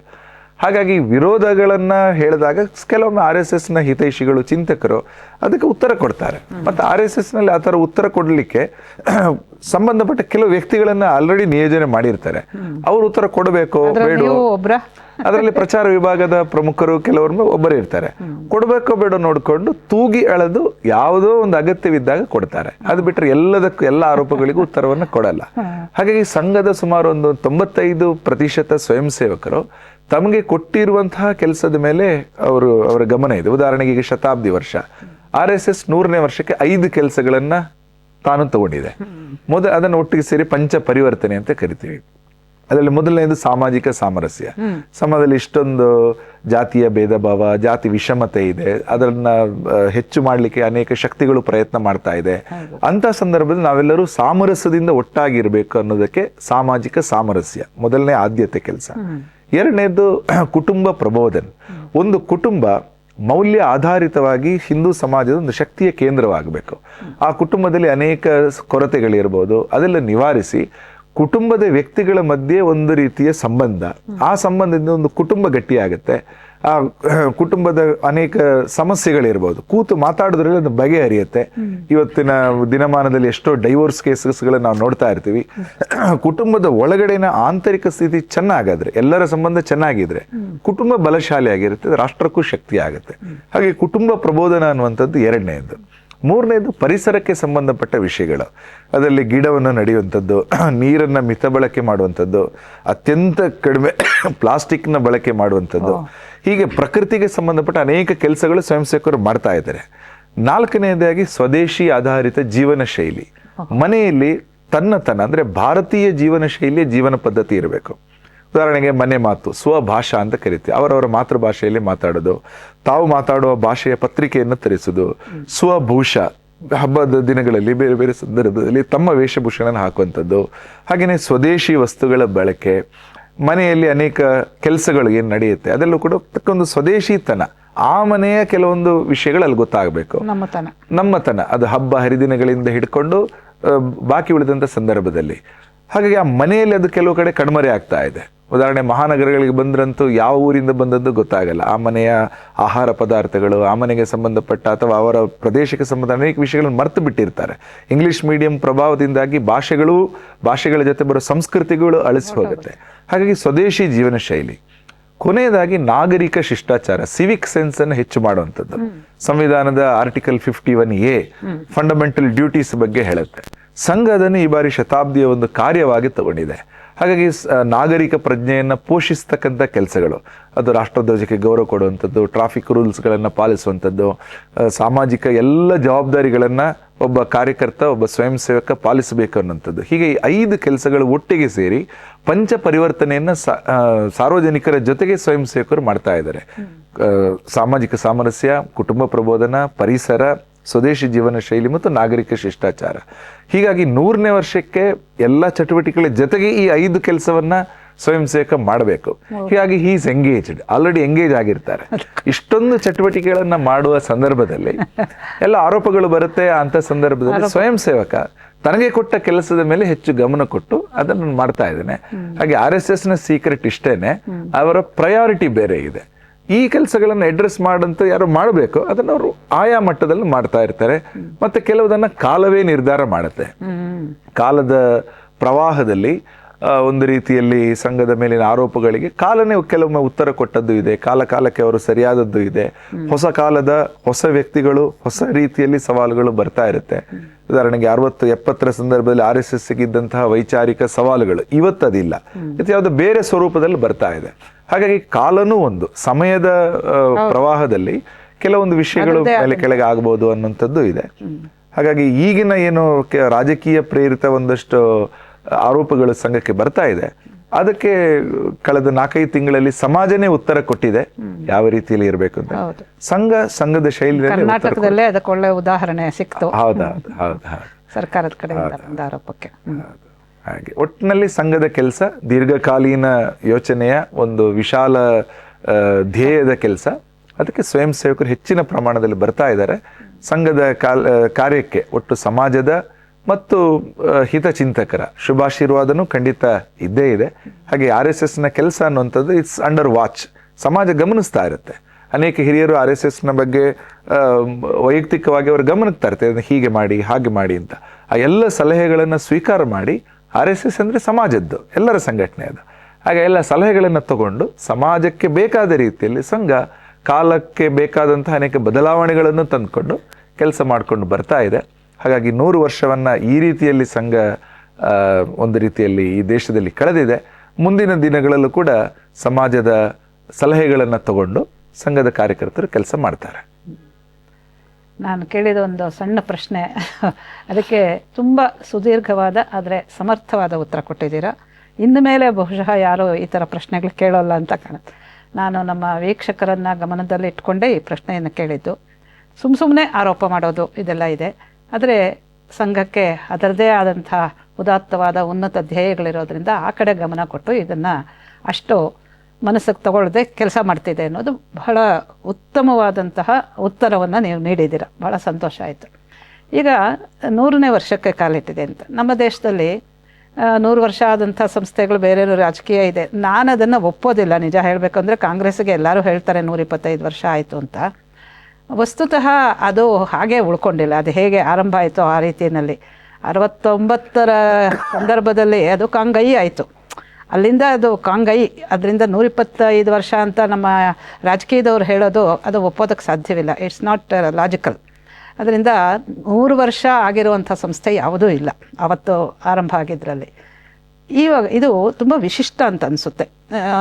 ಅದರಲ್ಲೂ ಸಂಘ ಎದುರಿಸಿದಂತಹ ದೊಡ್ಡ ಆಪತ್ತುಗಳು, ಎಡರು ತೊಡರುಗಳನ್ನೆಲ್ಲ ಮೀರಿ ಬರ್ತಾ ಇದೆ ಅಂತ ಹೇಳಿದ್ರೆ ಏನೋ ಒಂದು ಅದ್ಭುತವಾದಂಥ ಸತ್ವ ಇದೆ ಅದಕ್ಕೆ ಅಂತ. ನೀವು ನಾನು ತತ್ವನ ಕೇಳಿದೆ, ಅದಕ್ಕೆ ಸತ್ವವನ್ನು ಬೆರೆಸಿ ನೀವು ಉತ್ತರ ಕೊಟ್ಟಿದ್ದೀರಾ. ಪ್ರಪಂಚದಲ್ಲಿ ಇಡೀ ಜಗತ್ತಿನಲ್ಲಿ ನಮ್ಮ ಈ ಸಂಘದ ಉಪಸ್ಥಿತಿ ಇದೆ ಬೇರೆ ಬೇರೆ ಕಡೆ. ಅದರ ಬಗ್ಗೆ ವಿದೇಶಗಳಲ್ಲಿ ಹೇಗಿದೆ, ಅವರ ದೃಷ್ಟಿ ಹೇಗಿದೆ? ಇಲ್ಲಿಂದ ಹೋದಂತಹ ಸಂಘ ಕಾರ್ಯಕರ್ತರು, ಸನಾತನಿಗಳು, ಹಿಂದೂಗಳು ಇಟ್ಕೊಳ್ಳೋದು ಬಂದು ಬೇರೆ ಇನ್ಯಾವುದಾದ್ರೂ ಸಂಸ್ಥೆಗಳು ಸಂಘದ ಬಗ್ಗೆ ಏನಾದರೂ ಹೇಳಿರೋದು, ಮಾಡಿರೋದು, ಗಮನಿಸಿರೋದು, ಟೀಕೆ ಟಿಪ್ಪಣಿ ಅದರ ಬಗ್ಗೆ ಹೇಳ್ಬೋದು. ಇದು ಸರಿಯಾದ ಸಮಯ 100 ವರ್ಷ ಆದಾಗ. ಸಂಘದ ಕೆಲಸ ದೇಶ ಅಲ್ಲದೆ ಸುಮಾರು 53 ದೇಶಗಳಲ್ಲಿ ಇವತ್ತು ಇದೆ. ಹೊರಗಡೆ ಸಂಘದ ರೀತಿಯ ವಿಷಯವನ್ನು ಆಯಾ ದೇಶಗಳಲ್ಲಿ ಆ ದೇಶದ ಸರ್ವಾಂಗೀಣ ವಿಕಾಸಕ್ಕೋಸ್ಕರ ಮತ್ತು ಹಿಂದೂ ಏಕತೆಯ ದೃಷ್ಟಿಯಿಂದ ಮಾಡ್ತಾ ಇದ್ದಾರೆ. ಅದನ್ನು ಹಿಂದೂ ಸ್ವಯಂ ಸೇವಕ ಸಂಘ ಹೆಸರಲ್ಲಿ ಮಾಡ್ತಾ ಇದೆ. ಭಾರತದಲ್ಲಿ ರಾಷ್ಟ್ರೀಯ ಸ್ವಯಂ ಸೇವಕ ಸಂಘ, ರಾಷ್ಟ್ರೀಯ ಅನ್ನೋ ಶಬ್ದಕ್ಕೆ ಅದರದ್ದೇ ಆದಂತಹ ರಾಷ್ಟ್ರದ ಹಿನ್ನೆಲೆ ಇರೋ ಕಾರಣ ಆ ಶಬ್ದ. ಹಿಂದೂ ಅನ್ನುವಂಥದ್ದು ಒಂದು ವ್ಯಕ್ತಿ ಆಧಾರಿತ ಒಂದು ಸಾಂಸ್ಕೃತಿಕವಾದ ಹಿನ್ನೆಲೆ ಇರೋ ಕಾರಣ ವಿದೇಶದಲ್ಲಿ ಹಿಂದೂ ಸ್ವಯಂ ಸೇವಕ ಸಂಘ ಅನ್ನೋ ಹೆಸರಲ್ಲಿ 53 ದೇಶದಲ್ಲಿ ಈಗ ಸದ್ಯಕ್ಕೆ ದಿನನಿತ್ಯದ ಚಟುವಟಿಕೆಗಳು ನಡೀತಾ ಇರುತ್ತೆ, ಶಾಖೆಗಳು ನಡೀತಾ ಇದೆ. ಅದರಲ್ಲಿ ವಿಶೇಷವಾಗಿ ಕೆನ್ಯಾ ದೇಶ 1946ರ ಸಂದರ್ಭದಲ್ಲಿ ಸಂಘದ ಮೊದಲ ಶಾಖೆ ಕೆನ್ಯಾದಲ್ಲಿ ಪ್ರಾರಂಭ ಆಯಿತು. ಭಾರತದಿಂದ ಕೆನ್ಯಾಕ್ಕೆ ಹಡಗ್ನಲ್ಲಿ ಹೋಗ್ತಾ ಇದ್ದ ಸಂದರ್ಭದಲ್ಲಿ 2 ಸ್ವಯಂ ಸೇವಕರು, ಅದರಲ್ಲಿ ಒಬ್ಬರು ಬೆಂಗಳೂರಿನವರು, ಅವರು ಪರಸ್ಪರ ಪರಿಚಯ ಆಗಿ ಹಡಗಿನಲ್ಲೇ ಸಂಘದ ಪ್ರಾರ್ಥನೆಯನ್ನು ಇಬ್ಬರು ಸೇರಿ ಮಾಡಿದ ಕಾರಣ ಸಾಗರ ದಾಟಿದ ಮೊದಲ ಸಂದರ್ಭ ಅಂತ ಅದನ್ನ ಕರೀತಾರೆ. ಯಾರದು ಹೆಸರು ಹೇಳ್ಬೋದಾ? ಸಂಘದೊಬ್ಬರು, ನನ್ಗೆ ಈಗ ನೆನ್ಪು ಬರ್ತಾ ಇಲ್ಲ. ಸಂಘದ ಆ ರೀತಿಯ ಕಾರ್ಯಕರ್ತರು ಸಂಘವನ್ನ ಕೊಂಡೋಗ್ತಾ ಬಂದ್ರು ಬೇರೆ ಬೇರೆ ದೇಶಗಳಿಗೆ. ಇವತ್ತು ಅಮೆರಿಕ, ಕೆನಡಾ, ಇಂಗ್ಲೆಂಡ್, ಆಸ್ಟ್ರೇಲಿಯಾ ಸೇರಿದಾಗ ಬಹಳ ದೇಶಗಳಲ್ಲಿ ಸಂಘದ ಕಾರ್ಯಕರ್ತರು ಕೆಲಸ ಮಾಡ್ತಾ ಇದ್ದಾರೆ. ಇಂಗ್ಲೆಂಡ್ ಅಲ್ಲಂತೂ ಡಾಕ್ಟರ್ ಜಿ ಅವರ ಜನ್ಮ ಶತಾಬ್ದಿ, ಡಾಕ್ಟರ್ ಹೆಡೆಗೆವಾರ್ ಸಂಘದ ಸಂಸ್ಥಾಪಕರು, ಅವರ 100ನೇ ವರ್ಷ 1989ನೇ ಇಸಲಿ ನಡೆದಾಗ ಆ ಸಂದರ್ಭದಲ್ಲಿ ಅನೇಕ ಚಟುವಟಿಕೆಗಳು ನಡೀತಾ ಇತ್ತು. ಆ ಸೀರೀಸ್ ಆಫ್ ಚಟುವಟಿಕೆಗಳಲ್ಲಿ ಒಂದು ಕಾರ್ಯಕ್ರಮಕ್ಕೆ ಇಂಗ್ಲೆಂಡಿನ ಪ್ರಧಾನಿಯಾಗಿದ್ದಂತಹ ಮಾರ್ಗರೆಟ್ ಥ್ಯಾಚರ್ ಅವರು ಬಂದಿದ್ರು. ಅವರು ಡಾಕ್ಟರ್ ಹೆಡೆಗೆವಾರ್ ಅವರಿಗೆ ಪುಷ್ಪಾರ್ಚನೆಯನ್ನು ಕೂಡ ಮಾಡಿದ್ರು. ಅನೇಕ ಕಡೆಗಳಲ್ಲಿ ಬರ್ತಾ ಇದೆ.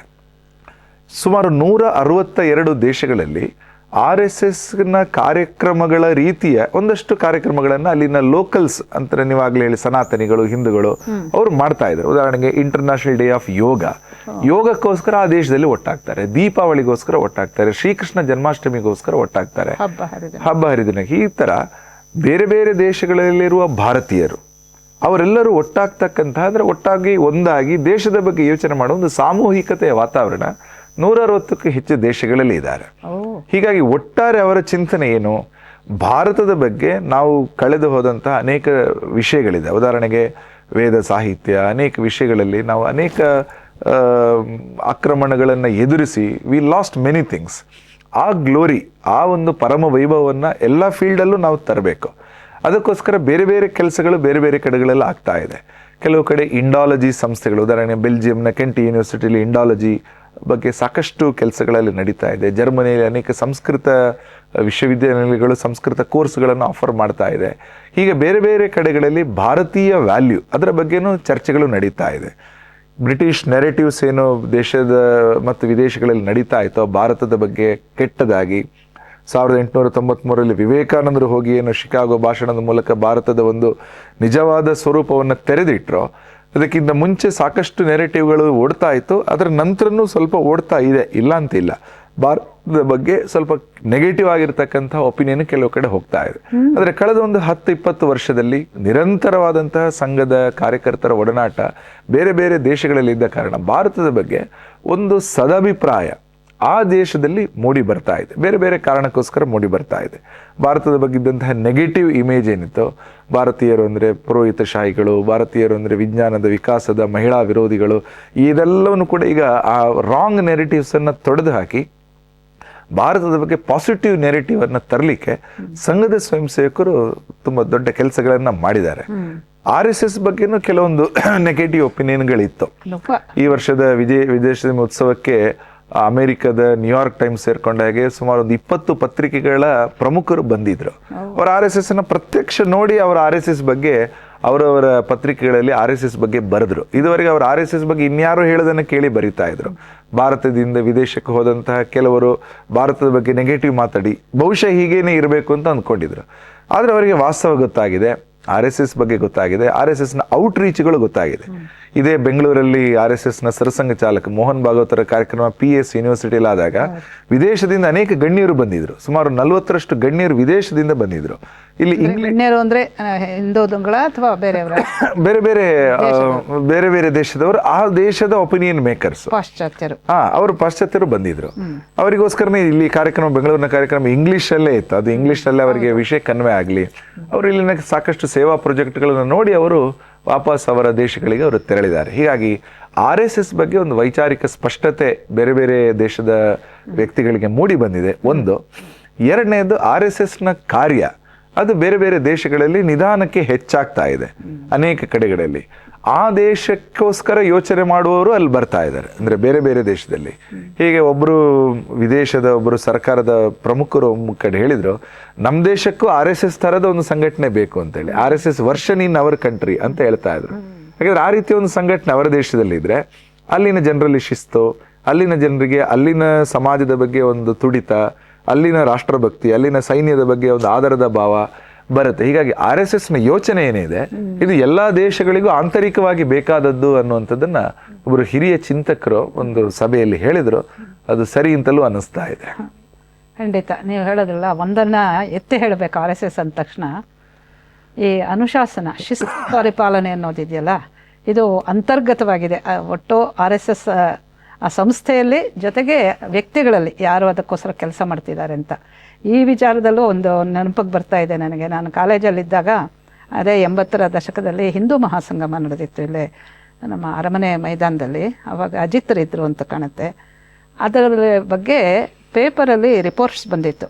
ನನಗೆ ನೇರವಾಗಿ ಸಂಘದ ಬಗ್ಗೆ ಹೆಚ್ಚಿಗೆ ಒಲವು ಬಂದಿದ್ದು ಅದನ್ನು ಓದಿ. ಏನಂತ ಹೇಳಿದ್ರೆ 10,000 ಜನ ಸೇರಿದ್ರು, 10,000 ಚಪ್ಪಲಿಗಳು ಕೂಡ ಶಿಸ್ತಾಗಿ ಸಾಲಾಗಿ ಇಟ್ಟಿದ್ರು. ಅಲ್ಲಿ ನಡೀತಾ ಇರುವಂಥ ಅನೇಕ ಕಾರ್ಯಕ್ರಮಗಳಲ್ಲಿ ಅರ್ಧ ಗಂಟೆ ಮಾತ್ರ ಊಟಕ್ಕೆ ಇರ್ತಾ ಇತ್ತು. ಅರ್ಧ ಗಂಟೆಯಲ್ಲಿ 10,000 ಜನದ್ದು ಊಟ ಮುಗ್ದಿರ್ತಾ ಇತ್ತು. ಅಷ್ಟು ಚೆನ್ನಾಗಿ ಎಲ್ಲ ವ್ಯವಸ್ಥೆ ಮಾಡ್ಕೊಂಡಿದ್ರು. ಹೀಗೆ ಆಮೇಲೆ ಅಜಿತ್ ಕುಮಾರರ ಪರಿಚಯ ಆಯಿತು. ಅವರಂಥ ಒಂದು ಮಹಾ ವ್ಯಕ್ತಿನ ನಾನು ನೋಡಿದ್ದು ನಿಜವಾಗ್ಲೂ ನನಗೆ ತುಂಬ ದೊಡ್ಡ ಪ್ರೇರಣೆ ಆಗಿತ್ತು. ಹೀಗೆ ಸಂಘದ ವಿಚಾರವನ್ನು ತಿಳ್ಕೊಂಡವ್ರಿಗೆ ಅದು ಏನು ಅಂತ ಗೊತ್ತಾಗುತ್ತೆ. ಈಗ ನೀವು ಹೇಳಿದ್ರಿ, ಅದರಿಂದ ತಿಳ್ಕೊಳ್ದೆ ಮಾತಾಡೋದು ತಪ್ಪು ಅನ್ನೋದನ್ನ ಜನ ತಿಳ್ಕೊಬೇಕು ಒಂದು.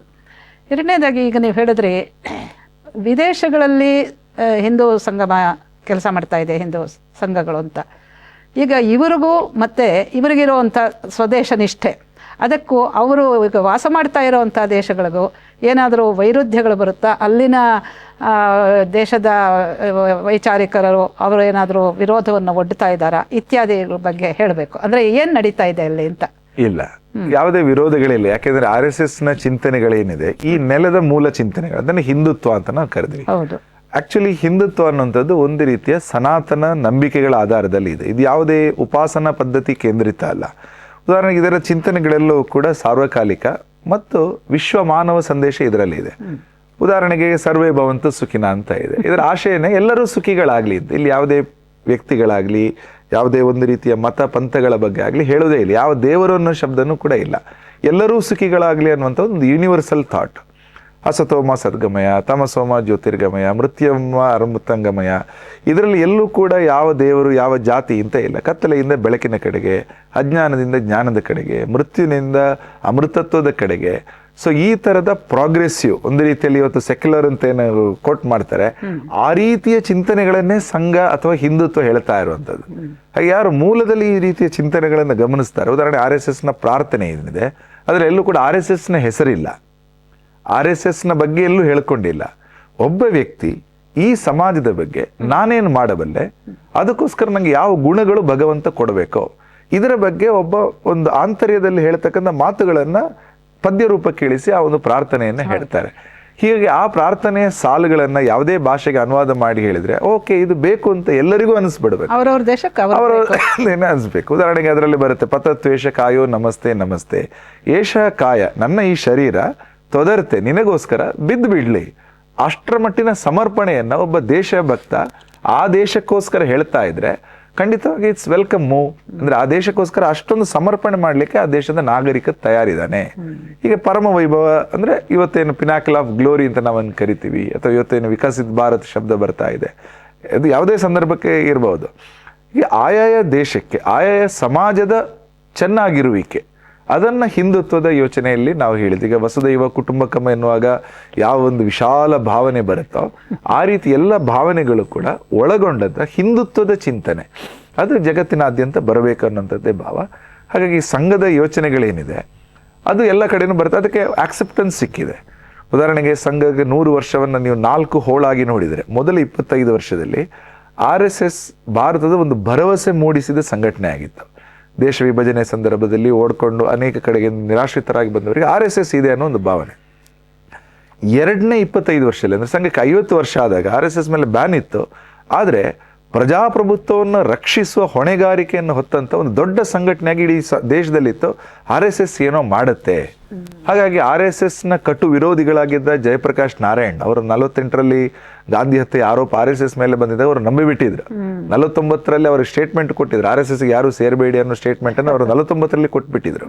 ಆದರೆ ಸೋಷಿಯಲಿಸ್ಟ್ ಆಗಿದ್ದಂಥ JP ಅವರಿಗೆ ಕ್ರಮೇಣ RSS ನ ಕೆಲಸಗಳು ಗೊತ್ತಾಯ್ತು. ಎಮರ್ಜೆನ್ಸಿ ಟೈಮಲ್ಲಿ ಅವರು ಜೊತೆಗೆ ಬಂದಿದ್ರು. RSS ನ ಸೇವಾ ಚಟುವಟಿಕೆ ನೋಡಿ RSS ಗೆ ಅವರೇ ಒಂದು ಡೆಫಿನೇಷನ್ ಕೊಟ್ಟರು. RSS ಅಂದ್ರೆ ready for selfless service. RSS ಗೆ JP ಅವರು ಹೇಳಿದ್ರು. ಹೌದು. ಹೀಗಾಗಿ 75ರ ಸಂದರ್ಭದಲ್ಲಿ RSS 50 ವರ್ಷ ಆದಾಗ ಪ್ರಜಾಪ್ರಭುತ್ವದ ರಕ್ಷಣೆಯಲ್ಲಿ ಮಂಚೂಣಿಯ ಪಾತ್ರವನ್ನು ಸಂಘ ವಹಿಸಿತು. 3ನೇ ಕ್ವಾರ್ಟರ್ನಲ್ಲಿ ಅಂದ್ರೆ RSSಗೆ 75 ವರ್ಷ ಆದಾಗ RSSನೊಬ್ಬ ಸ್ವಯಂ ಸೇವಕ ದೇಶದ ಯಶಸ್ವಿ ಪ್ರಧಾನಮಂತ್ರಿ ಆಗಿದ್ರು. ಎಲ್ಲರ ಮನಸ್ಸನ್ನ ಗೆದ್ದ ಒಬ್ಬ ಯಶಸ್ವಿ ಜನನಾಯಕ ಆಗಿದ್ರು 75 ವರ್ಷ ಆದಾಗ. ಈಗ ಸಂಘಕ್ಕೆ 100 ವರ್ಷ ಆದಾಗ ಸಂಘದ್ದೇ ಒಬ್ಬ ಸ್ವಯಂ ಸೇವಕ ಪ್ರಧಾನಿಯಾಗಿ ಇವತ್ತು ವಿಶ್ವ ನಾಯಕನ ದರ್ಜೆಯ ಸಾಲಲ್ಲಿ ಅವರನ್ನು ಗುರುತಿಸ್ತಾರೆ.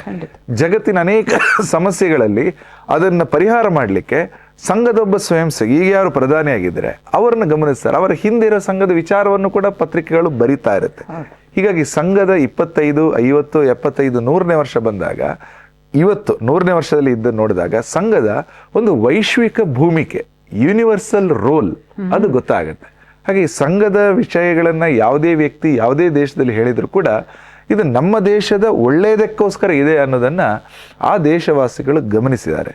ಹಾಗೆ ಎಲ್ಲೂ ಕೂಡ ಸಂಘದ ವಿಷಯಗಳಿಗೆ ವಿರೋಧ ಇಲ್ಲ.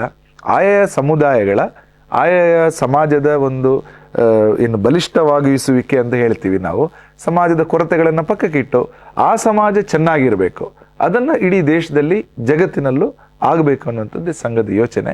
ಇದರ ಮೂಲ ಉದ್ದೇಶ ಏನು? ಜಾಗತಿಕ ಶಾಂತಿ, ಯೂನಿವರ್ಸಲ್ ಪೀಸ್ ಇದರಿಂದ ಉಳ್ಕೊಳ್ಳುತ್ತೆ. ದೇಶಗಳ ಮಧ್ಯೆ ಇವತ್ತು ಜಗಳ ನಡೀತಾ ಇದೆ. ಅನೇಕ ಕಡೆಗಳಲ್ಲಿ ಮಾನವೀಯತೆಗಳಿಗೆ ಸವಾಲಾಗಿರ್ತಕ್ಕಂಥ ಎಕ್ಸ್ಟ್ರೀಮಿಸಮ್, ಮತೀಯವಾದಗಳು ಬರ್ತಾ ಇದೆ. ಮನುಷ್ಯನ ಆ ಮೂಲ ಮನುಷ್ಯನ ಒಂದು ಪ್ರೀತಿಸುವ ಸ್ವಭಾವ ಏನಿದೆ ಅದನ್ನ ಬೆಳೆದು ಎಲ್ಲರೂ ಕೂಡ ಸಮಾನತೆಯ ಆಧಾರದಲ್ಲಿ ಕೆಲಸ ಮಾಡಬೇಕು. ಆ ವಿಷಯದಲ್ಲಿ ಸಂಘ ಜಗತ್ತಿನ ಅನೇಕ ದೇಶಗಳಲ್ಲಿ ಒಂದು ಗುರುತಿಸುವಿಕೆಯ ಮೂಲಕ ಆ ದೇಶದಲ್ಲಿ RSS ಇದೆ. ಇಂಟೆಲಿಜೆನ್ಸ್ ನಮಗಿಂತಲೂ ಪ್ರಬಲ ಆಗಿರ್ತಕ್ಕಂಥ ಬೇರೆ ಬೇರೆ ದೇಶಗಳಲ್ಲೂ ಕೂಡ RSS ನ ಬಗ್ಗೆನೂ ಅಲ್ಲಿನ ಇಂಟರ್ನಲ್ ರಿಪೋರ್ಟ್ಗಳನ್ನು ನೋಡಿದಾಗ ಇವರು ಒಳ್ಳೆ ಕೆಲಸವನ್ನು ಮಾಡ್ತಾ ಇದ್ದಾರೆ ಅನ್ನುವಂಥದ್ದು ಎಲ್ಲರ ಮನಸ್ಸಲ್ಲೂ ಇದೆ, ಸರ್ಕಾರಗಳ ಮನಸ್ಸಲ್ಲೂ ಇದೆ. ಈ ಎಲ್ಲೆಲ್ಲ RSS ಸ್ಥಾನೀಯ ಸರ್ಕಾರಗಳು ಕೂಡ ಸಂಘದ ಕೆಲಸಕ್ಕೆ ಸಹಕಾರವನ್ನು ಅಲ್ಲಿ ಕೊಡ್ತಾ ಇದೆ. ತುಂಬ ಒಂಥರ ಪ್ರೋತ್ಸಾಹದಾಯಕವಾದಂಥ ನುಡಿಗಳು ನೀವು ಹೇಳಿದ್ದು. ಆದರೆ ಒಂದೇ ಒಂದು ಅಂಶನ ನಾನು ನಿಮಗೆ ಹೇಳೋದಕ್ಕೆ ಇಷ್ಟಪಡ್ತೀನಿ ಈ ಸಂದರ್ಭದಲ್ಲಿ. ಈಗ ನಮ್ಮ ಧ್ಯೇಯಗಳು ಆಶಯಗಳು ಎಷ್ಟೇ ಉನ್ನತವಾಗಿದ್ದರೂ ಕೂಡ ವಾಸ್ತವಿಕ ತುಂಬ ಭಿನ್ನವಾಗಿರುತ್ತೆ. ಈಗ 2 ಮಾತು ಹೇಳಿದ್ರಿ ನೀವು, ವಸುಧೈವ ಕುಟುಂಬಕಂ ಅಂತಂದು, ಇನ್ನೊಂದು ಸರ್ವೇ ಜನ ಸುಖಿನೋ ಭವಂತು ಅಂತ. ನೀವು ಇಡೀ ಮಾನವ ಇತಿಹಾಸವನ್ನು ನೋಡಿದ್ರೆ ಎಲ್ಲೂ ಈ ಆಶಯಗಳು ಕಾರ್ಯಗತವಾಗಿಲ್ಲ, ಅನುಷ್ಠಾನಕ್ಕೆ ಬಂದಿಲ್ಲ. ಇನ್ನೂ ಹೆಚ್ಚಾಗ್ತಾ ಇದೆ. ಇವತ್ತಿನ ಕಾಲದಲ್ಲಂತೂ ಮನೆಗಳಲ್ಲೂ ಯುದ್ಧಗಳು ನಡೆಯುವಂಥ ಪರಿಸ್ಥಿತಿ ಬಂದಿದೆ. ಅದರಿಂದ ನಾನು ಏನು ಅಂದ್ಕೊಳ್ತೀನಿ ಅಂದರೆ, ಈ 2 ಸಂದರ್ಭಗಳು, ಈ ವಸುದೈವ ಕುಟುಂಬಕಂ ಇದೆಯಲ್ಲ, ಇದರಲ್ಲಿ ಹೇಳಬಹುದೋ ಬೇಡವೋ ಗೊತ್ತಿಲ್ಲ, ಇದಕ್ಕೆ ಪ್ರತ್ಯೇಕವಾದಂತಹ ಒಂದು ಇದನ್ನು ಮಾಡಿದ್ದೀನಿ ನಾನು. ಇದು ಒಂದು ಏನು ಮೋಸ ಮಾಡುವಂತ ಬೆಕ್ಕು ಹೇಳುವಂಥದ್ದು, ಎ ಕಾನ್ ಕ್ಯಾಟ್ ಹೇಳುವಂತ ಮಾತು. ಅದರಿಂದ ಅದಕ್ಕಷ್ಟು ನಾವು ಗಮನ ಕೊಡ್ಬೇಕಾ ಅಂತ ಅನ್ಸುತ್ತೆ ಒಂದು. ಇನ್ನೊಂದು ಸರ್ವೇ ಜನ ಸುಖಿನೋ ಭವಂತು ಇದೆಯಲ್ಲ, ಇದು ಸ್ವಲ್ಪ ತಾತ್ವಿಕವಾಗಿ ಯೋಚನೆ ಮಾಡಿದ್ರೆ ಎಲ್ಲರೂ ಯಾಕೆ ಸುಖವಾಗಿರ್ಬೇಕು? ಜಗತ್ತಿನಲ್ಲಿ ದುಷ್ಟರಿದ್ದಾರೆ, ಭ್ರಷ್ಟರಿದ್ದಾರೆ, ಸಜ್ಜನರಿದ್ದಾರೆ, ಅಮಾಯಕರಿದ್ದಾರೆ. ದುಷ್ಟರು ಭ್ರಷ್ಟರು ಸುಖವಾಗಿರ್ಬೇಕಾ ಅಂತ ಪ್ರಶ್ನೆ ಕೇಳೋ ಹಾಗಾಗತ್ತೆ. ಇದನ್ನು ಸ್ವಲ್ಪ ಯೋಚನೆ ಮಾಡಬೇಕು. ಯಾಕೆಂದರೆ ಅದು ವಾಸ್ತವಿಕ ಅಲ್ಲವೇ ಅಲ್ಲ.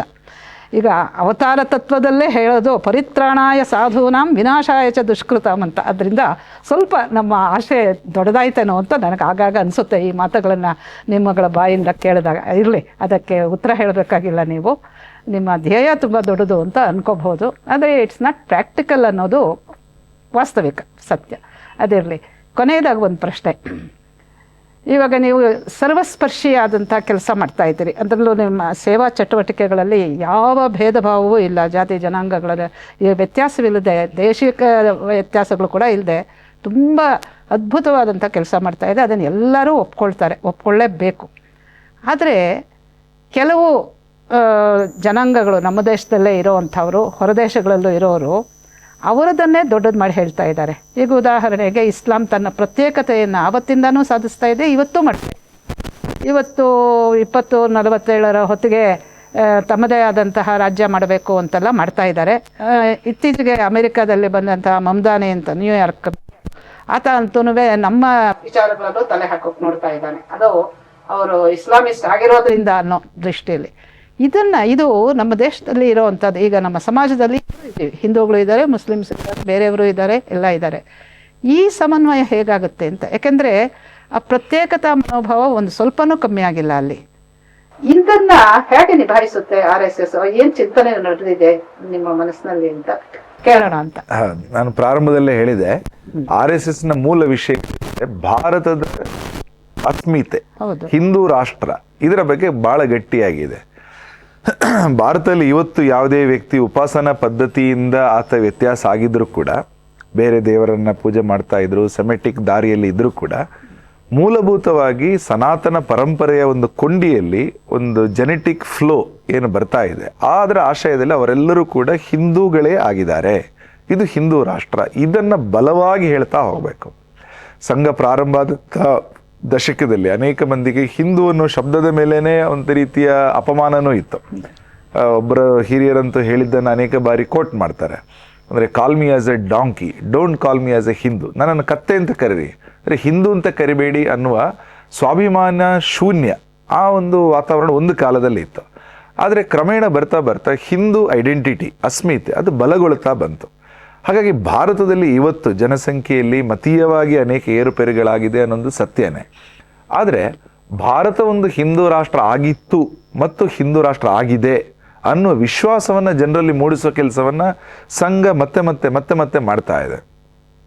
ಇವತ್ತು ಜಾಗತಿಕವಾಗಿ ನೋಡಿದಾಗ ಈ ಇತ್ತೀಚಿನ ಮತಗಳು ಏನಿದೆ ಅದರ ಪ್ರಾಬಲ್ಯ ಜಾಸ್ತಿ ಆಗಿದೆ, ಅದು ದೇಶಗಳ ಆಡಳಿತವನ್ನು ಹಿಡ್ಕೊಂಡಿದೆ, ಇದೆಲ್ಲವೂ ಕೂಡ ಸರಿನೇ.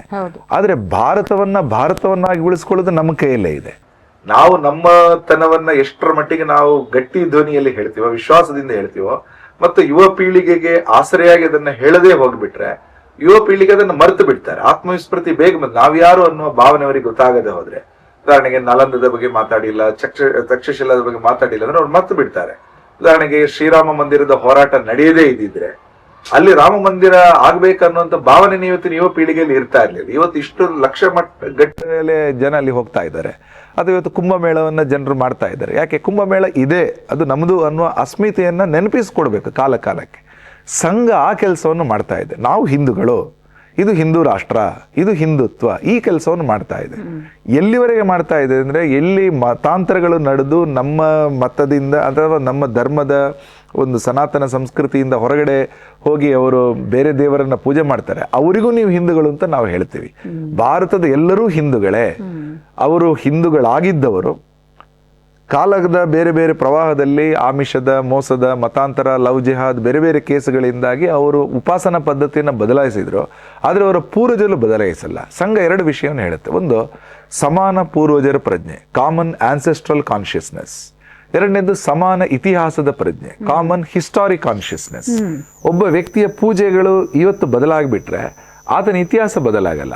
ರಾಮಾಯಣ, ಮಹಾಭಾರತ, ವಿವೇಕಾನಂದರ ಇತಿಹಾಸ, ಮಹಾರಾಣಾ ಪ್ರತಾಪ್, ಶಿವಾಜಿಯ ಇತಿಹಾಸ, ಸ್ವಾತಂತ್ರ್ಯ ಹೋರಾಟದ ಇತಿಹಾಸ, ಯಾವ ಇತಿಹಾಸನ ಆತನದ್ದು ಬದಲಾಗಲ್ಲ. ಆತನ ಯಾವ ಪೂರ್ವಜರು ಬದಲಾಗಲ್ಲ. ಶಂಕರಾಚಾರ್ಯರು, ಕನಕದಾಸರು, ಅಂಬೇಡ್ಕರ್, ಅಬ್ದುಲ್ ಕಲಾಂ ಅವರ ಪೂರ್ವಜರು ಯಾರಿದ್ದಾರೆ, ಪೂರ್ವಜರು ಬದಲಾಗಲ್ಲ. ಹೀಗಾಗಿ ತನ್ನ ಹೊಸ ಉಪಾಸನಾ ಪದ್ಧತಿಯ ಆಧಾರದ ಮೇಲೆ ಹಳೇದನ್ನು ಮರಿಬಾರ್ದು, ಇದನ್ನು ನಾವು ಅವರಿಗೆ ಹೇಳ್ತಾ ಇರ್ತೀವಿ. ಹೀಗಾಗಿ ಯಾವುದೇ ವ್ಯಕ್ತಿ ಇರಲಿ, ಅವ್ರನ್ನ ವಾಪಸ್ ತರ್ತಕ್ಕಂಥ ಕೆಲಸ ಅಕಸ್ಮಾತ್ ಬೇಕಿದ್ರೆ, ಉದಾಹರಣೆ ಧರ್ಮ ಜಾಗರಣ ಸಮನ್ವಯ ಅಂತ ನಮ್ಮಲ್ಲಿ ಕೆಲಸ ಮಾಡ್ತಾ ಇದೆ 96ನೇ ಇಸ್ವಿಯಿಂದ. ಇದುವರೆಗೆ ಸುಮಾರು 14 ಲಕ್ಷ ಮಂದಿಯನ್ನ ಮರಳಿ ಮಾತೃ ಧರ್ಮಕ್ಕೆ ಘರ್ ವಾಪಸಿ ಅವರು ಮಾಡಿದ್ದಾರೆ. ಅನೇಕ ಕಡೆಗಳಲ್ಲಿ ಹೋಗಿ ಮಾತನಾಡಿ ಅವರ ಪೂರ್ವಜರ ಬಗ್ಗೆ ಅವರಿಗೆ ಅರಿವು ಕೊಟ್ಟು, ಯಾವುದೋ ಒಂದು ಕಾರಣಕ್ಕೋಸ್ಕರ ಆಯ್ತು ಅಂತ ಅವರು ಒಪ್ಕೊಳ್ತಾರೆ, ಅವರು ವಾಪಸ್ ಬರಲಿಕ್ಕೆ ರೆಡಿ ಇರ್ತಾರೆ. ಅವ್ರನ್ನ ವಾಪಸ್ ತರ್ತಕ್ಕಂಥ ಕೆಲಸವನ್ನು ಕೂಡ ಧರ್ಮ ಜಾಗರಣವ್ರು ಮಾಡ್ತಾರೆ. ಪ್ರೊಸೆಸ್ ಸ್ಲೋ ಇರಬಹುದು, ಆದರೆ ದೇ ಆರ್ ಡೂಯಿಂಗ್. ಹಾಗಾಗಿ ಒಂದು ದೀರ್ಘಕಾಲೀನ ಒಂದು ಪ್ರೊಸೆಸ್ನ ಆಧಾರದ ಮೇಲೆ ಸುದೀರ್ಘಕಾಲೀನ ಇದೆಲ್ಲ ಮಾಡ್ತಾ ಇರುತ್ತೆ. ಸೊ ಎಲ್ಲ ಒಂದು ಕಡೆ ಕೆಲಸ ಶುರು ಆಗ್ಬೇಕನ್ನೋ ಸತ್ಯನೇ.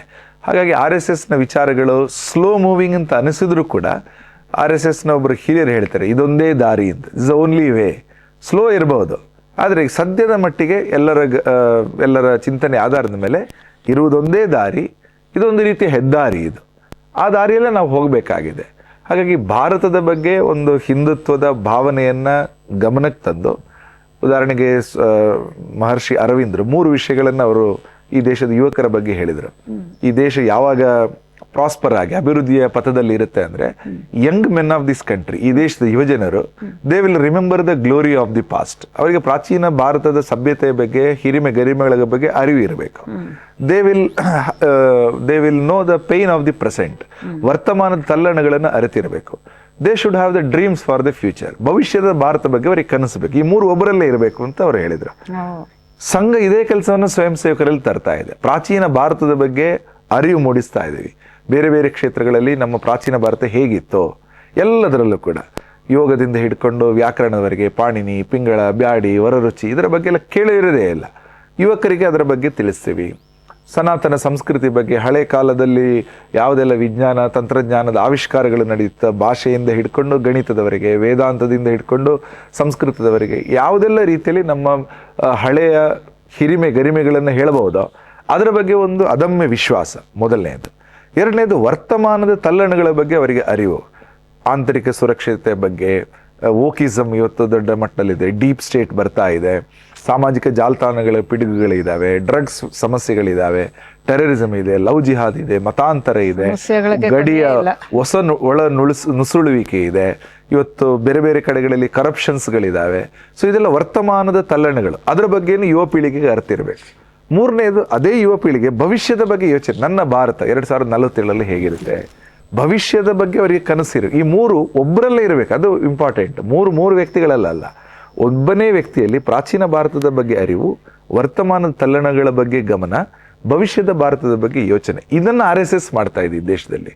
ಹಾಗೆ RSSನ ಅಂಗಳಕ್ಕೆ ಬಂದ ಯಾವುದೇ ಒಬ್ಬ ಯುವಕನಿಗೆ ಈ 3ರ ಒಂದು ಬ್ಯಾಲೆನ್ಸ್ ಸಿಗುತ್ತೆ. ಎಸ್, ನನ್ನ ಭಾರತ ಹಿಂದೆ ಹೀಗೆ ಇತ್ತು, ವರ್ತಮಾನದಲ್ಲಿ ಸಮಸ್ಯೆಗಳಿದ್ದಾವೆ, ಭವಿಷ್ಯದಲ್ಲಿ ಈ ಕೆಲಸ ಆಗಬೇಕು. ಇದರ 3ರ ಒಂದು ಅರಿವಿನ ಪ್ರಜ್ಞೆ ಬಂದಾಗ, ಆ ಅರಿವಿನ ಬೆಳಕಿನಲ್ಲಿ ಆತ ದಾರಿಯನ್ನು ಕಂಡುಕೊಳ್ಳುತ್ತಾನೆ. ಸಂಘದ ಕೆಲಸ ಅಷ್ಟೇನೆ. ಇದನ್ನ ವ್ಯಕ್ತಿ ನಿರ್ಮಾಣ, ಮ್ಯಾನ್ ಮೇಕಿಂಗ್ ಅಂತ ಕರಿತೀವಿ. ಇದು RSSನ ಶಾಖೆಯ ಮೂಲ ಕೆಲಸ, ಕೋರ್ ಕೆಲಸ.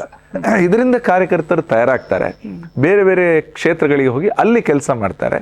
ಸೊ ಆ ಶಾಖೆಯಲ್ಲಿ ಅವರು ಅರಿತಂತಹ ಜ್ಞಾನದ ಬೆಳಕಿನ ಆಧಾರದ ಮೇಲೆ ಸಂಘಟನೆ ಕೆಲಸವನ್ನು ಅವರು ಜೀವನದಾದ್ಯಂತ ಅವರು ಮಾಡ್ತಾರೆ. ಹೀಗೆ 100 ವರ್ಷದ RSSನ ಯಾತ್ರೆಯಲ್ಲಿ ಸಂಸ್ಕಾರದ ಪಾರ್ಟ್ ಇಲ್ಲಿ ಬರುತ್ತೆ. ನಿಮ್ಮ ಮಾತನ್ನು ಕೇಳ್ತಾ ಇದ್ದರೆ ಸಂಘಕ್ಕೆ ಅದಮ್ಯವಾದಂತಹ ವಿಶ್ವಾಸ, ಆತ್ಮವಿಶ್ವಾಸ ಮತ್ತು ಸದಭಿರುಚಿ, ಸದವಕಾಶಗಳನ್ನು ಉಪಯೋಗಿಸ್ಕೊಂಡು ಮಾಡೋವಂಥ ಕೆಲಸ. ಇನ್ನೊಂದು ತಾಳ್ಮೆ. ಅದು 100 ವರ್ಷನೇ ಆಗಲಿ, ಕೆಲಸ ಆಗಬೇಕು, ಆಗುತ್ತೆ ಅನ್ನೋವಂಥ ಒಂದು ಸದಾಶಯ, ಇದಿಷ್ಟನ್ನು ಇಟ್ಕೊಂಡು ಕೆಲಸ ಮಾಡ್ತಾಯಿದ್ದೀರಿ. ಬಹುಶಃ ನಿಮ್ಮ ಮಾತುಗಳನ್ನು ಕೇಳಿದ ಮೇಲೆ ನಮ್ಮ ವೀಕ್ಷಕರಿಗೆ ಯಾರಿಗಾದರೂ ಸಂಘದ ಬಗ್ಗೆ ಇನ್ನೇನಾದರೂ ಪ್ರಶ್ನೆಗಳು ಇದ್ದರೆ ಅವೆಲ್ಲವೂ ಕೂಡ ಆ ತತ್ಕ್ಷಣಕ್ಕೆ ಎಲ್ಲ ನಿರ್ನಾಮವಾಗಿರುತ್ತೆ ಅಂತ ಅಂದ್ಕೊಳ್ತೀನಿ. ನೀವು ತುಂಬ ತಾಳ್ಮೆಯಿಂದ, ತುಂಬ ವಿಶಾಲವಾದ ಹರವಿನಲ್ಲಿ ನನ್ನ ಪ್ರಶ್ನೆಗಳಿಗೆ ಉತ್ತರ ಕೊಟ್ರಿ ಪದ್ಮಾರ್. ತುಂಬ ಸಂತೋಷ ಆಯಿತು. ನೀವು ಮೊದಲನೇ ಬಾರಿ ಲೀಲಾಜಾಲಕ್ಕೆ ಬಂದಿರೋದು. ನಾನು ಬಹಳ ದಿವಸದಿಂದ ಯಾರಾದರೂ ಬಂದು ಮಾತಾಡ್ತಾರ ಅಂತ ಕಾಯ್ತಾ ಇದ್ದೆ. ನೀವು ಬಂದು ನಮ್ಮ ಎಲ್ಲ ವೀಕ್ಷಕರಿಗೂ ಕೂಡ ಸರಿಯಾದಂಥ ರೀತಿಯಲ್ಲಿ ಸಂಘದ ಪರಿಚಯ ಮಾಡಿಕೊಟ್ಟಿದ್ದೀರಿ. ತುಂಬ ಧನ್ಯವಾದಗಳು.